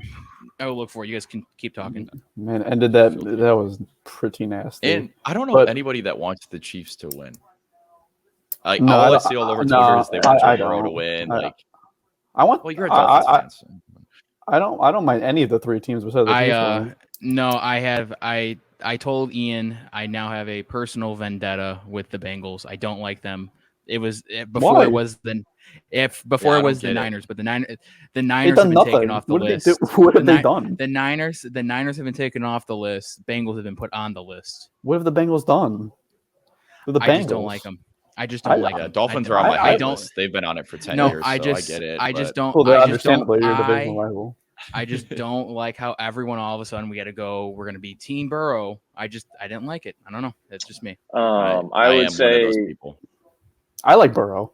Noah said that he's fine with the other three teams winning. I would say I'm fine with three teams winning except the 49ers. The 49ers. I'm not going to say what I want to say. But yeah, they have no business being where they're at. Cody, in our group chat, there were some shots taken at you, but you were quiet that night. Yeah, I just the shots were a little hostile, but yeah, I could have said a lot of things back in return. Maybe has your team won a Super Bowl since 2000? He would have answered no, obviously, because they haven't since the 90s, and they won't this year, and probably not for the foreseeable future. So I'm just gonna mind my business with that stuff. Here's the route. No, we can. No, not that one. The third one. I said with the last one, and you said yes. No, I said the third one. This one. That one. Yeah, that one. This one where he broke. You can't see it from here. I think they'll show it. I think they'll replay it. Oh yeah. Yeah, right here. What's the pink? Oh jeez. Oh gosh, that was bad. That's that Devontae Adams route running. Yeah, I know Gabriel Davis had a great game. Probably the best postseason game by wide receiver. I think he broke records. But where was Diggs? Yeah, he was. He's where was he? Everyone was like, "This is the revenge game for Stephon. This is it." Oh my god! Got 3 catches for 7 yards. But they didn't need him. They definitely could have won that game without him. I wanted to take the under on the yards. They freaking knew it. It was probably like 90 or 80. It was definitely high because people were hyping him up. Dude, I'm pissed at myself. Mm-hmm. They were probably definitely doubling him or something because I don't know how he was not getting anything. But it was a great game. Probably the best game I've seen all year. That's probably game of the year. So much arguing that. Let's switch over to NFL news and rumors because you want to talk about Rams 49ers. Are we just all in agreement that the Rams are going to whoop some ass? I don't think so. I would say think the Rams are going to win. I was going to save this for when we just did the gambling corner. Okay. If we want to I was just going to wait for that. All right, so let's start off with the two big ones. So we'll start off with Mike's guy, Tom Brady. Is this the end of the road? Hell no. I don't buy it. I don't. I was with you. But then someone did bring up the point. They're like, he's been really active on social media. I feel like if this was the end, he would have had like some video of him running being like, this is just the beginning. Like, I feel like there would have already been something shutting down these rumors. No, I don't. Honestly, I don't buy it. I think this is going to sound like, I don't know, this is going to sound wild, but I think it's better chance that he retires now than if he would have if they won the Super Bowl, which I feel like that that sounds backwards, but I think Peyton Manning tried to retire to the Super Bowl. Yeah, I think he would have tried to go. I'm saying because this was I think he's more likely now, but See, yeah, Ian and I were talking about Ian. Well, I will credit Ian. He's not on the podcast this week, but he did before anyone was even reporting or talking about this. He did text me on Saturday night. He's like, dude, I don't know why, but I think this could be the end of Brady. I think this is Brady's last year. So I will credit him there. He did bring up these rumors before they were really talking about it. But I told him, I said the only way I see Brady retiring was if he won the Super Bowl this year, because I can see him going out like that. Mm-hmm. I just don't see him going. He's got 1 year left in the deal. There's no way he's got to I think he announces retirement the year before he plays. Like a year. That's what I was thinking would happen. And again, he said he wanted to play till 45. He'll be 45 this year. So he was first in yards. First in touchdowns. He was like one of the best players of all football this year. Sounds like an MVP. You're right. Mm-hmm. Best receiving core and probably the best O line in the league too. So Rodgers did more with less. So that is Devontae Adams better than every receiver on the Bucs or no? Is Aaron Jones better than any running back on the Bucs or no? You have three wide receivers that are in top 10 contention, damn near 2.5. And yeah, sure. And Gronk. And so we had one, and Gronkowski. So and then also you had a pretty good combo. And obviously, like I said, one of the best O lines. So. Yeah, Bucs got to play the Lions twice and the Bears twice too, and they got to play the Vikings. So it's really you're right. They had the competition was because your division was so good too. We had the 9 Saints, and 7 the Falcons, and they also had right. Are the Falcons and the Panthers better than the Lions and the Bears? No. I don't know. I mean, something you can't win over. Aaron Rodgers already won the MVP. You can't win. You didn't win it yet. He's won. Right, he's won. He did more with less. I think we can all agree he did more with less. He did do more with less. He won more games with less. That is a fact. Yeah. All right, so let me go back to this Brady thing. I did see that they pretty much said if Brady retires, Gronk's gone. And let's just say Makes sense. Let me just say this right now. If it is this year, this is the end. Oh my God, the Buccaneers are back down to the ground. Yeah, they're back to their 5-11 days. It is awful. Bring Jameis Winston back. It will not be good. I'm gonna need 2 weeks off. I'm gonna need 2 weeks off if Brady retires, guys. I think you're good. 2 weeks off. I think you're good. I'm gonna need at least 2 off. You're good. But I mean, if him and Gronk are gone, that team is horrible. Next year, they won't get anything. Who's their quarterback? Blaine Gabbert? Get out of here. And Kyle Trask. They'll probably draft somebody then. Hopefully he does it before the draft if he is thinking about this. I definitely think it would be. I definitely think it would be right by the Super Bowl. It had to be because you got to give the Buccaneers time to start thinking of what to do. All right. So then next on the list, we kind of already alluded to it. Aaron Rodgers. Yep. Do any of us think he's retiring? That's a possibility. I don't. It's a possibility. He contemplated it last season. I think that he is such a dickhead that he will not do that just to piss everybody off. Because obviously, if he retires, everybody will celebrate. But he doesn't want anybody to celebrate. He wants everyone to have the worst day ever, every single day. Mm-hmm. And so he wants to. I think he'll stay in the league. We'll talk about the teams later. But Mike, what do you think? I don't think he retires. He's too good. Like there's too much on the table for him to just be done. Yeah, I don't think Aaron Rodgers is that guy. I don't know where he would go. I don't think he's that guy. He's the Joker of the NFL. I think he's the kind of guy to retire at his peak. I don't know. I mean, Jordan did it. I just feel like he's the kind of guy to do it. He'll retire for a year and then come back and play for the shittiest team in the league and maybe be shit. He came back to the be shitty. Yeah. I wouldn't be surprised. I'll be more shocked if Brady retired than Rodgers. I'll say that. Yeah, me too. Yeah. I'll be more shocked if Brady No. No, I'd be more shocked if Brady retired. I'm in the same boat, dude. No, I agree. So I think the thing with Rodgers is that he's definitely not going to be one that lingers. He did say he's going to make this before free agency starts. As he should. I was looking into it. I think he'll make a decision.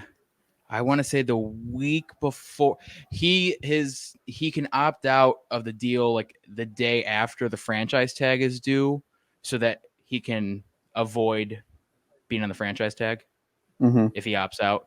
Yeah. So I'm assuming, if anything, he'll do that, and he'll wait to the very last day and be like, I'm out, I'm opting out. So that way he can't get tagged and has to stick around. And Rodgers already explored interest in other avenues than football. He was the host of Jeopardy. He's in every commercial. So he likes to go in the wilderness and camp and do stuff like that. I mean, so I would not be surprised if he retired. If I won't be surprised, but I don't think he will. I kind of agree with Cody. I think he's got that ego. I think he'd want to still play. Yeah, he's the Joker. Yeah. I live for this shit. I live for this. So I would imagine if he does become a free agent, I would have to imagine many teams would be lining up. I can name 29 or 31 others. Damn near 30. I can name 29. Well, you got to remember, you got to remember, I mean, you got 27. You got the Bengals aren't going for one. Chiefs ain't going for one. I got 25 teams. Bills. Yeah, I mean the Buccaneers. They're still. So I saw, and Mike, you'll be happy with this. I think it was CBS Sports. They always have a really active Instagram. I love their Instagram. I think it's CBS Sports. Yeah. Because they always post shit. The Miami Dolphins. Yeah. Of course. They're linked to every single. They're linked to every quarterback to ever live in planet Earth. Yeah. But they have Tua. Yeah, they have Tua. Yeah, I trust. Tua turn the ball over. So I think obviously the first one, everyone's been talking about, because it's been forever. Denver. I could see Denver. Yeah. I like Pittsburgh if he were to play. Well, hold on. Oddly enough, one of the finalists for the Denver head coaching job is Nathaniel Hackett, who is the Packers offensive coordinator. So having that kind of lined up kind of makes sense, where I could see a possibility. And because if you're thinking about offensive structure, everything's there. They have the receivers. They got the running game. The O-line's fairly solid. The defense is good. If you were to go, I think Pittsburgh, because him and Mike Tomlin, I know, are pretty good friends. That's a pretty good damn defense, and they got weapons too. Yes, they do. They could tighten up the offensive line a little, but he played for the Packers, who didn't have a great offensive line either. So let's just say it how it is. I'm gonna imagine wherever he goes, I'm assuming Devontae will follow. I don't know. I don't know. It's a lot. I don't know about that. Okay, if you guys could pick one team for him, what would it be? Pittsburgh. Are we talking about likelihood, or are we talking about what I want? Yeah, I'll go with likelihood and what I want, because I think it's still likelihood. Likelihood is, I would say, it's about 51%. So a slight majority that he stays with the Green Bay Packers. 51%. The other 49 is that he goes to another team. I don't see a single chance. I don't see a single chance. I don't think a single chance he returns. Well, let me hear him. Let me hear him finish his thing. Go ahead. Go ahead. Yeah. Go ahead. So Matt LaFleur sat down with him today. Said they had a nice long talk. Very in depth. Obviously, we know the comments post game. Don't want to be a part of a rebuilding franchise. We know that their cap is pretty poor. They're I think 40 million down or something like that. But I think as long as they can keep Devontae and Aaron Rodgers on the payroll, the other free agents, I forgot who all of them were, but they weren't that big of pieces to the project. They have their draft picks still. So Matt LaFleur concluded his presser today, and I'll quote him: "Sorry, we didn't get it done. You'll see a better version of us next year." Obviously, he has to say that, but I think, through that entire press conference, he was so positive that I would still put it out around 51% that Aaron Rodgers stays, because I guarantee you will not see a better version of the Green Bay Packers without Aaron Rodgers. Like I said, he has to say that. But, I think 51%. But other than that, I would say Pittsburgh is probably the next stop over the Packers for him. Noah, do you want to go or you want me to go? I agree. I said Pittsburgh because he's good buds with Mike Tomlin. He can play in the cold. We know. Great weapons. He just seems like a Pittsburgh guy too. I don't know. I feel like he looked good in the black and gold. So let's live the fake life here. If it's Stephen Ross with Miami. Oh geez. Come on. No, we're not. He's not going to the top. No. Let me just. Hold on. I just want to give this fantasy thing. Sean Payton rumored to possibly be done with the Saints. Do I see Stephen Ross falling in love with Sean Payton to get him to Miami? Yes. Do I think at that point Sean Payton would want an elite quarterback because he doesn't want to rebuild or anything? Yes. So what would he do? He wants Aaron Rodgers. I could see that happening. It won't happen. That's what I'm saying. I don't think it will. Seems like a lot's got to happen for that. Getting Sean Payton and Aaron Rodgers. That's what I'm saying. It's not going to happen. Wanting to go to Miami. Why wouldn't you? The defense is there. Who's he throwing it to? Team is also one of the best. His problem with the Packers was one of the best divisions. Well, they had the most cap of the NFL. I mean, they can sign whoever they need. I just don't see a world where he goes to Miami. And doesn't want to play the Patriots and Bills twice a year. And the Jets. Well, come on, let's go. I'm saying I don't think it would. I don't think it would. Hey, Zach Wilson and Aaron Rodgers are good friends.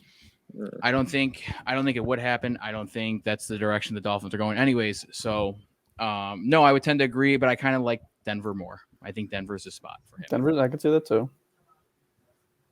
Like, what do you John Elway action? I think he stays with the Packers, but I think a team that I want to make a move is the Indianapolis Colts. That was literally on the tip of my tongue. I was about to say that right when you finished. I was going to say my dark horse candidate was the Colts. Yep. Carson Wentz does blow. It is perfect. You get Wentz out of there. You got Jonathan Taylor.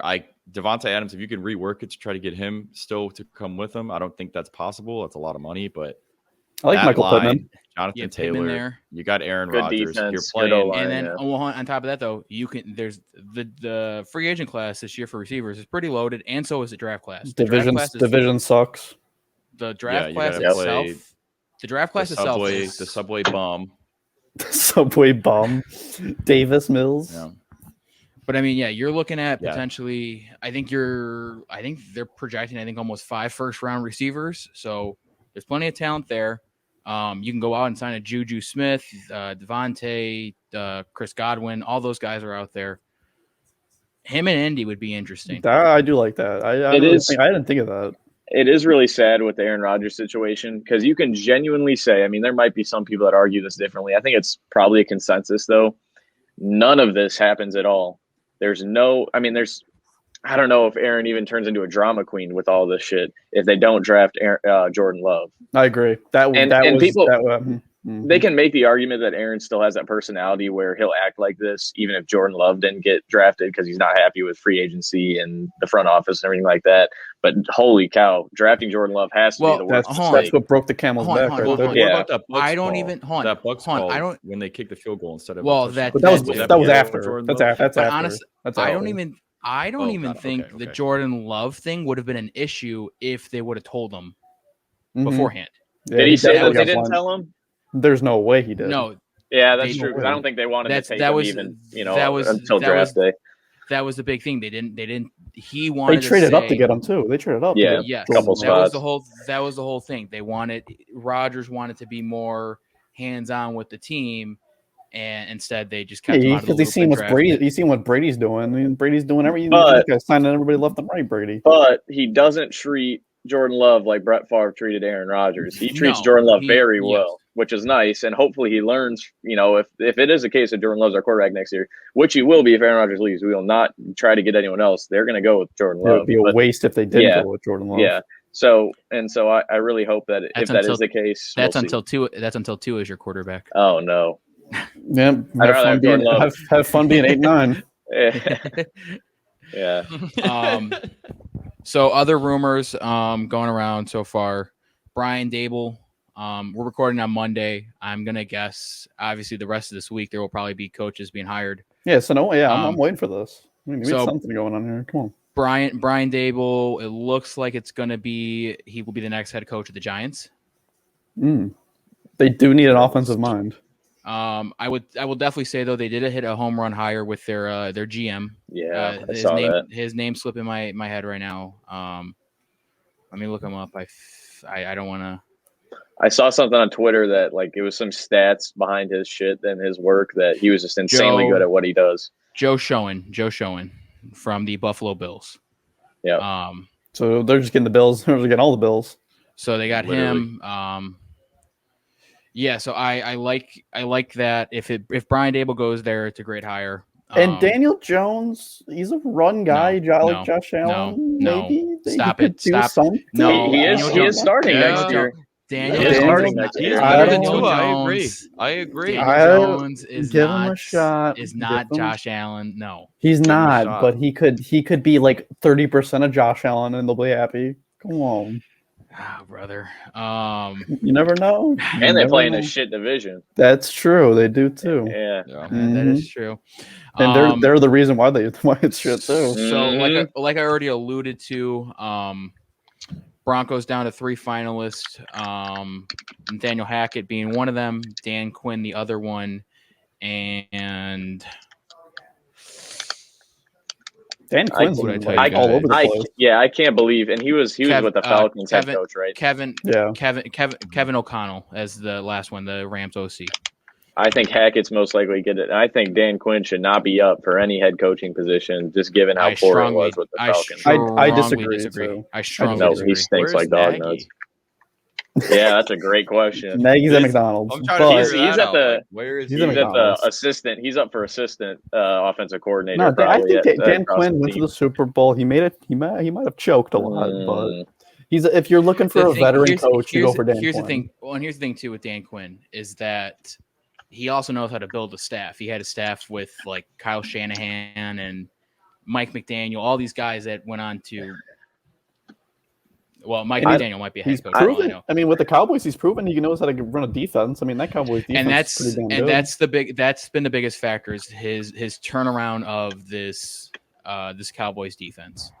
Mika might have helped, but I think that one thing we're going to see, and I think it'll happen this year, is that younger coaches are going to get chosen over more experienced veteran coaches. I mean, you saw that Gerard Mayo, McCown for the Texans, Gerard Mayo, I think, was interviewing with the Raiders or something like that, a couple other teams. And then also Kellen Moore from the Cowboys. I mean, these guys are more likely, I think, to get hired than Dan Quinn, somebody like Dan Quinn.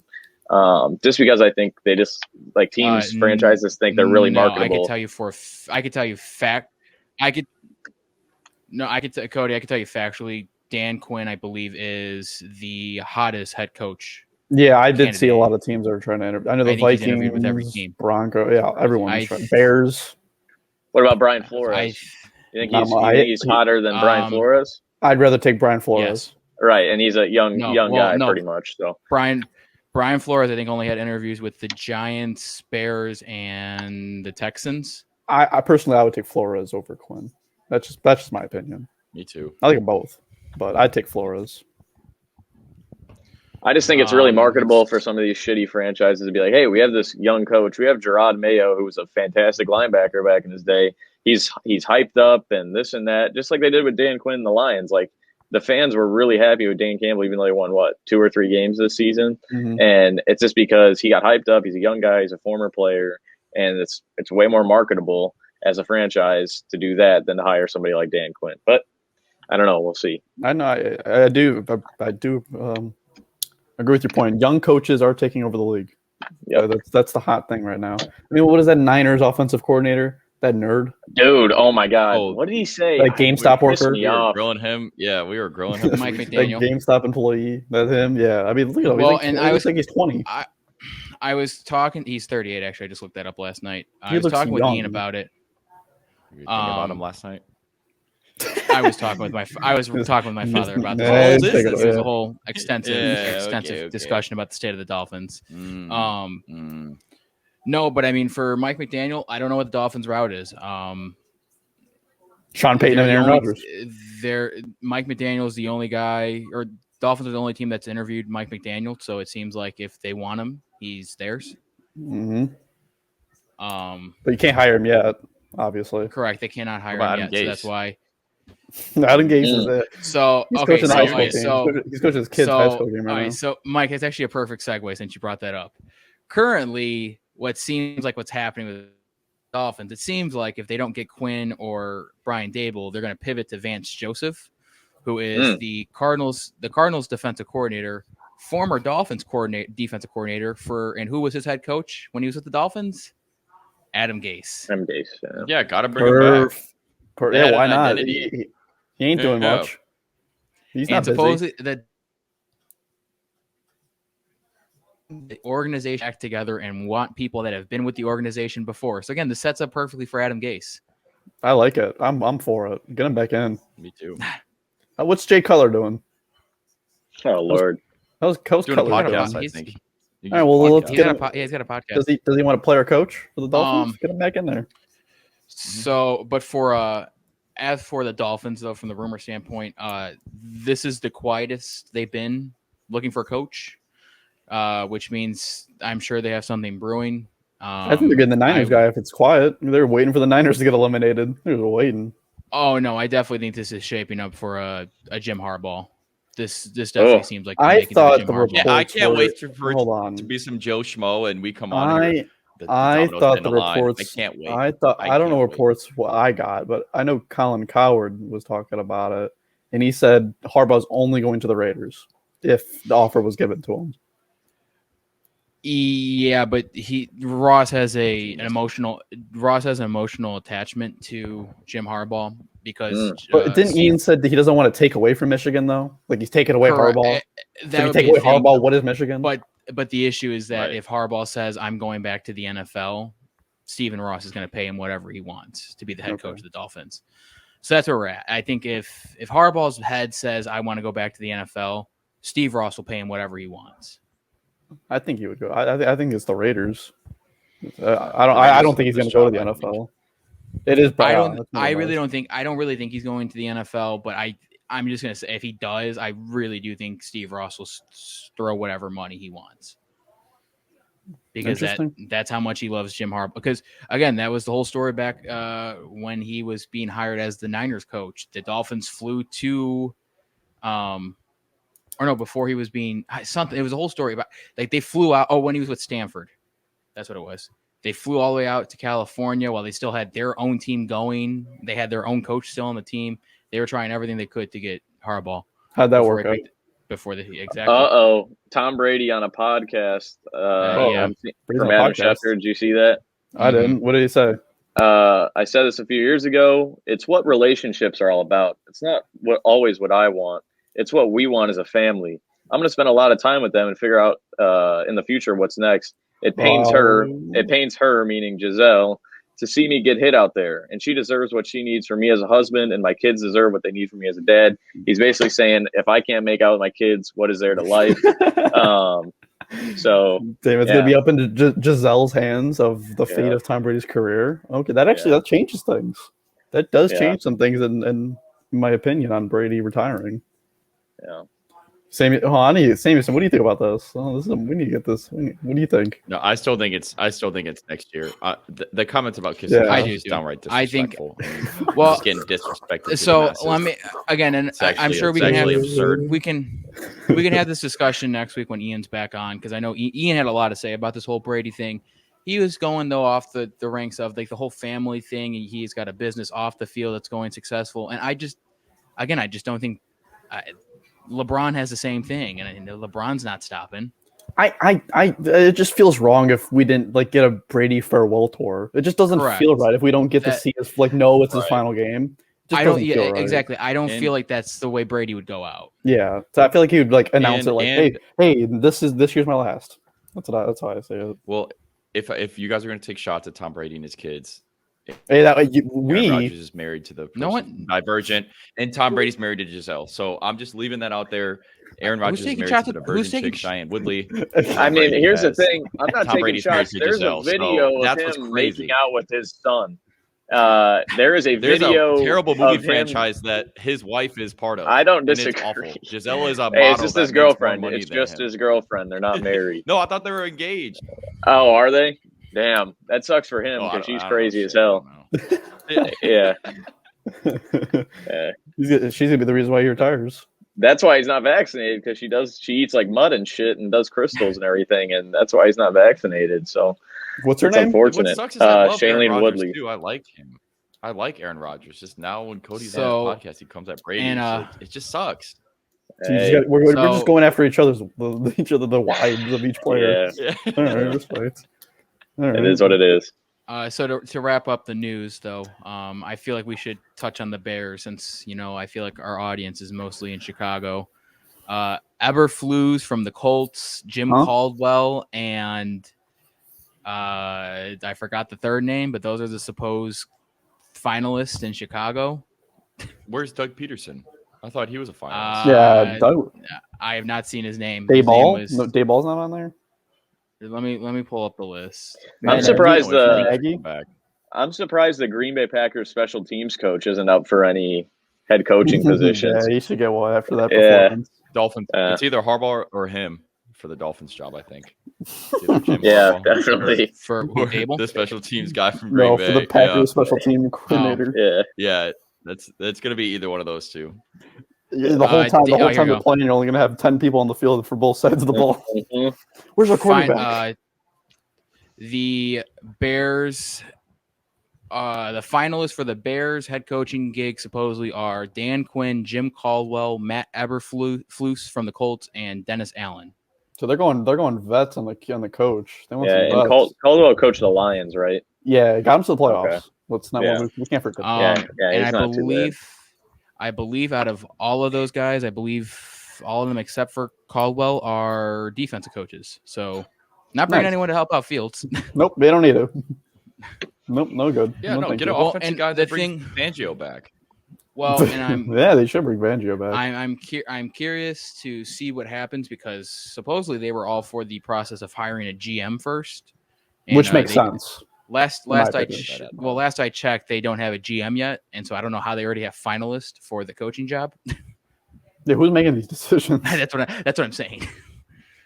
It's just a group on Twitter. They're making these decisions. No, I believe it's who is it that we Mitch? It was Bill Parcells or whoever was helping out with Brian. It's probably Ian, isn't it?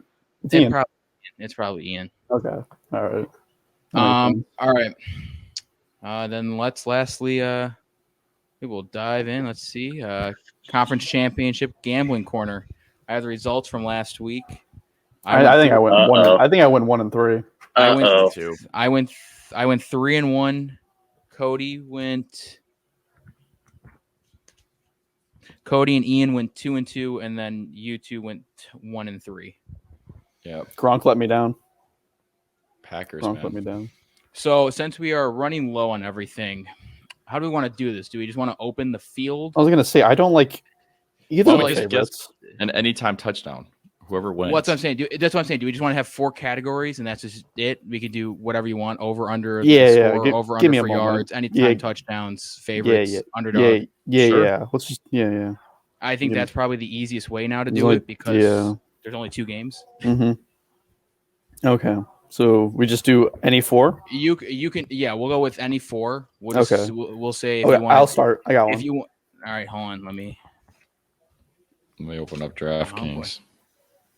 I got one. All right, Noah Haynes, you can go ahead.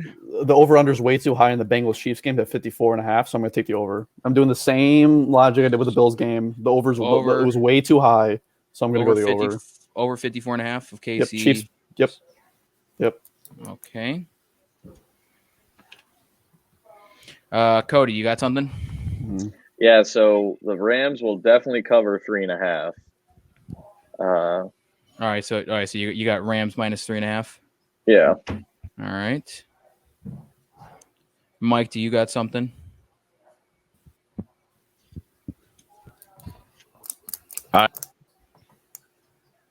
Hey.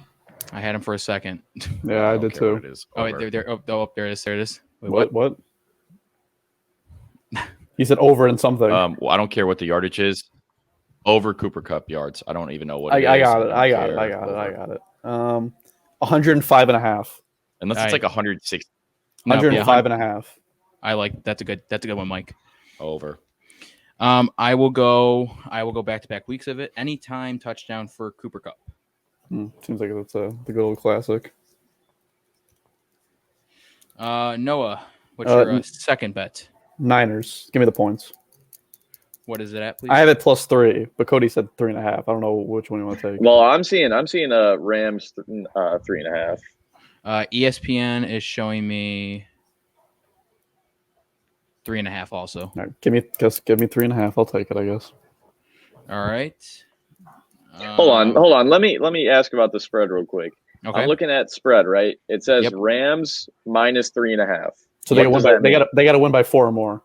Oh, yeah. Hammer the over. Or hammer the spread or whatever the fuck it's called.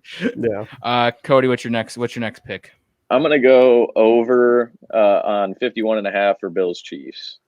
Wait, or excuse me, Bengals Chiefs, sorry. I have 54.5. I have 54.5. Over that too. Yeah, I was going to say, yeah. Yep. I feel like that's going to be, they played each other with like 34-31. It's going to be just as good as last week. Why is Mike Samson's out here putting players in the trade block? I know. Who would you put? Mike, who is this? Mike, what's your next? The same person that I've told you guys has been on the trade block for ages. I don't want him. Give me the Bengals +7. Ooh, okay. I like that. I don't like either of the favorites. I like that. I don't think it will happen, but I think the points. I'm in the pocket like Burrow is going to be within 7. I'm gonna follow up again. I'm gonna go anytime TD for Jamar Chase. Mm-hmm.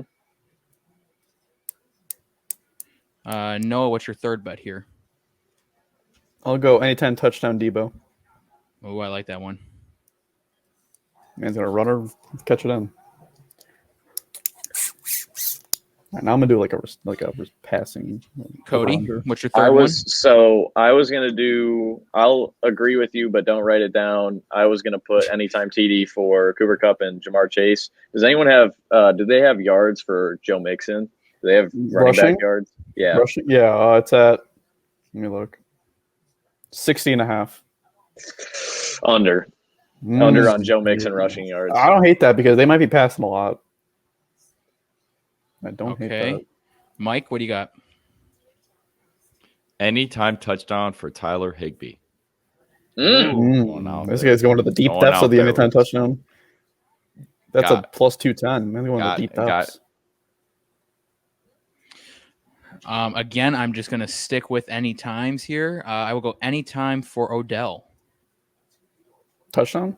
Yep. That was going to be my other one, but that's all right. We can duplicate here. It's all right. Noah, what's your last one? Over 76.5 Tyreek Hill yards. You probably get that one over 76.5. Yeah, for Tyreek Hill. All right. Cody, what's your last one? What's the passing yards for Matt Stafford? It is at 274.5. Over. Okay. Over Matt Stafford passing yards. 275. Damn, Jimmy G's at 234. You want to do what you want to take the under on that one? I'll take the under on that too. That dude is a scrub. Yeah, 234.5.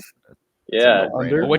Okay, Cody, what do you want? Honestly, the safer one is under on Jimmy Garoppolo throwing 234. Do Jimmy Garoppolo under 234, please. He is garbage. He might not get to 150. He stinks. Debo might have more passing yards. You said 234.5? Yep, 234.5. That is the over-under for the boy Jimmy G. Mike, what do you got? What's your last one?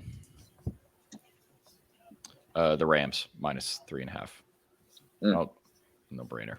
Yeah, that'll cover that. Really, is it no brainer? I mean, the Niners have beat them in the past like 6. Bad. It's they don't, but yeah, he's bad and they're still winning. Hey, as we know from the Packers, regular season has no effect on anything.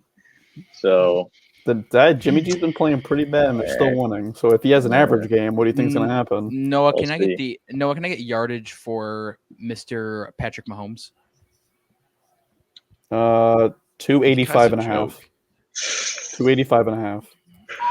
Yeah, give me the over. Actually, no. Actually, hold on. Mahomes and Burrow's are the same. I was about to say, what's Burrow's? 281. It's like the same thing. I want over 281 for Burrow. Okay, 281. 281 is Burrow. Flat or 0.5? No, you can't push on these, so yeah, over. Okay. Can we make our picks on the games? Yeah, let's do picks on games. So Cody, start us off with we'll go with the first game at 3:00 on CBS. The Bengals going to the Chiefs. Yeah, I'll do scores with it as well. Actually, okay. I guess I'll do 35 Chiefs. 35 Chiefs. 31 Bengals. Okay. Yeah. Mike. Skip me. I'm trying to think of a score. I think the Chiefs win. Okay, Noah. I got to think about 31-28. 31-28 Chiefs. I will go with. Man, this is tough. Give me. I want to go the same route. Give me like 38-34 Chiefs. It seems like a high scoring game. That's why I took the over. I feel like the over is easy. 38-34 Chiefs. I don't feel like both these defenses can't consistently stop Burrow or Mahomes. Mike, what do you got? All right. Well, I had that same thing as Ziggy did, so I'll go 24-21. Maybe everyone thinks it's the over and it'll be the under. That's what you think. But whenever it's high, it's always the over. And then the nightcap on Fox at 6:30 Eastern time. The Niners go to Los Angeles to face the Rams. Rams, if they win, they will be the second straight year that the host city of the Super Bowl will have their own home team playing in the game. Mm-hmm. Cody, who do you have and what do you have for the score? I'm going to go Rams 31, Niners 17. God damn. Yeah, they whip their asses, huh? Yep. Noah? 20-17 Niners. 20-17. I like the Niners defense. All right. I do. I will go with Rams 33-28. It's a weird score. I got Rams 31-20. I like the under on this game, but I didn't really bet it because that's boring. Unders are boring. Nobody likes unders. So unless you're Jimmy G. I think that's it for the show. Anyone have closing remarks? Was there anything in Dynasty? I don't think anything happened last week. I'm just go up the Chels. Got it on today. Up the Chels. Go Blues. Chelsea. London is blue as always. I know. I like how we got the blue side and we got black over on the other side. Yeah, we're rocking color schemes here. There we go. Me and my kid, we called each other.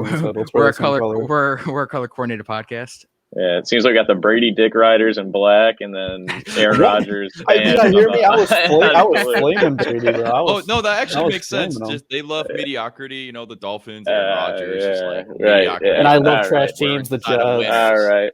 Yeah. All right. Wait, Mike, you've been on the Aaron Rodgers train all year. You said you liked him, and now I have to be off apparently because I liked him. Hey. I know I have been, but now. Hey, when I'm on, he's against Aaron Rodgers. When I'm not on, he loves Aaron Rodgers.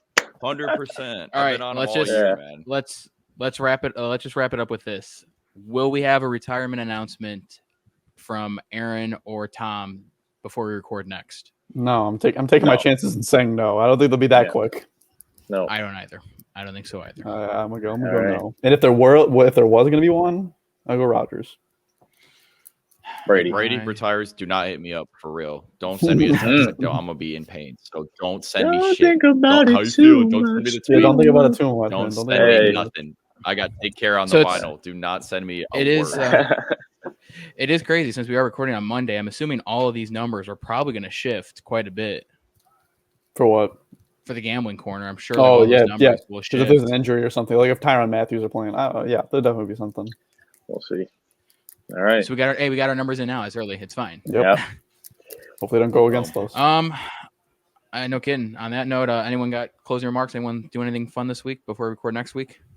I don't got nothing. Besides bro. football? I just got college. It's going to my classes. That's it. Sons and 4. Yeah, we got three of us here in college. Mike living the adult life. Hey, Drake University just signed a great big man, Florida State transfer. So might rank top 25 this year and next year. That'd be a three-peat rankings. I bet you could beat him in 1v1. I believe I believe take the chair under him. I believe Nova's men's basketball team is currently ranked number 4 in D2. Believe JJC does not have a basketball team. Do they? Oh, you could start one. I could probably start on the team. I'm for the Donda Doves. Okay. I am too. I don't think so. I'm for the Donda Doves. Okay. I like the Donda Doves. You see the post he put him in the team. He should be the coach. Goofy. Yes. He should be the coach. Get him a clipboard. He's doing a Sunday service. He's doing a Sunday service and a regular performance in the same day. Whew. Oh, geez. What can't he do? So blessed. Where's Donda? You see, he's trying to do tour. He can't announce a damn tour. What's going on? That's what he can't do. Donda 2 is in the works, so we'll probably get that in 2020 fucking million. Mm-hmm. You know how EA works. You never know when those stuff comes out. All right. On that note, we will see everyone as Tuesday. So we got a long break before we record next. So well, next time we talk, we will be doing the Pro Bowl breakdown. Dude, nobody cares about the Pro Bowl. Oh, you know what? I got something going on. Yeah, I probably. Dude, the Pro Bowl's the worst. Yeah, is the worst. Like, I gotta get my fish a bath. Breakdown analysis. Yeah, after the analysis. I'm gonna watch some hockey then instead of the Pro Bowl. All right. We'll see everyone next week. All right. See ya. See you guys.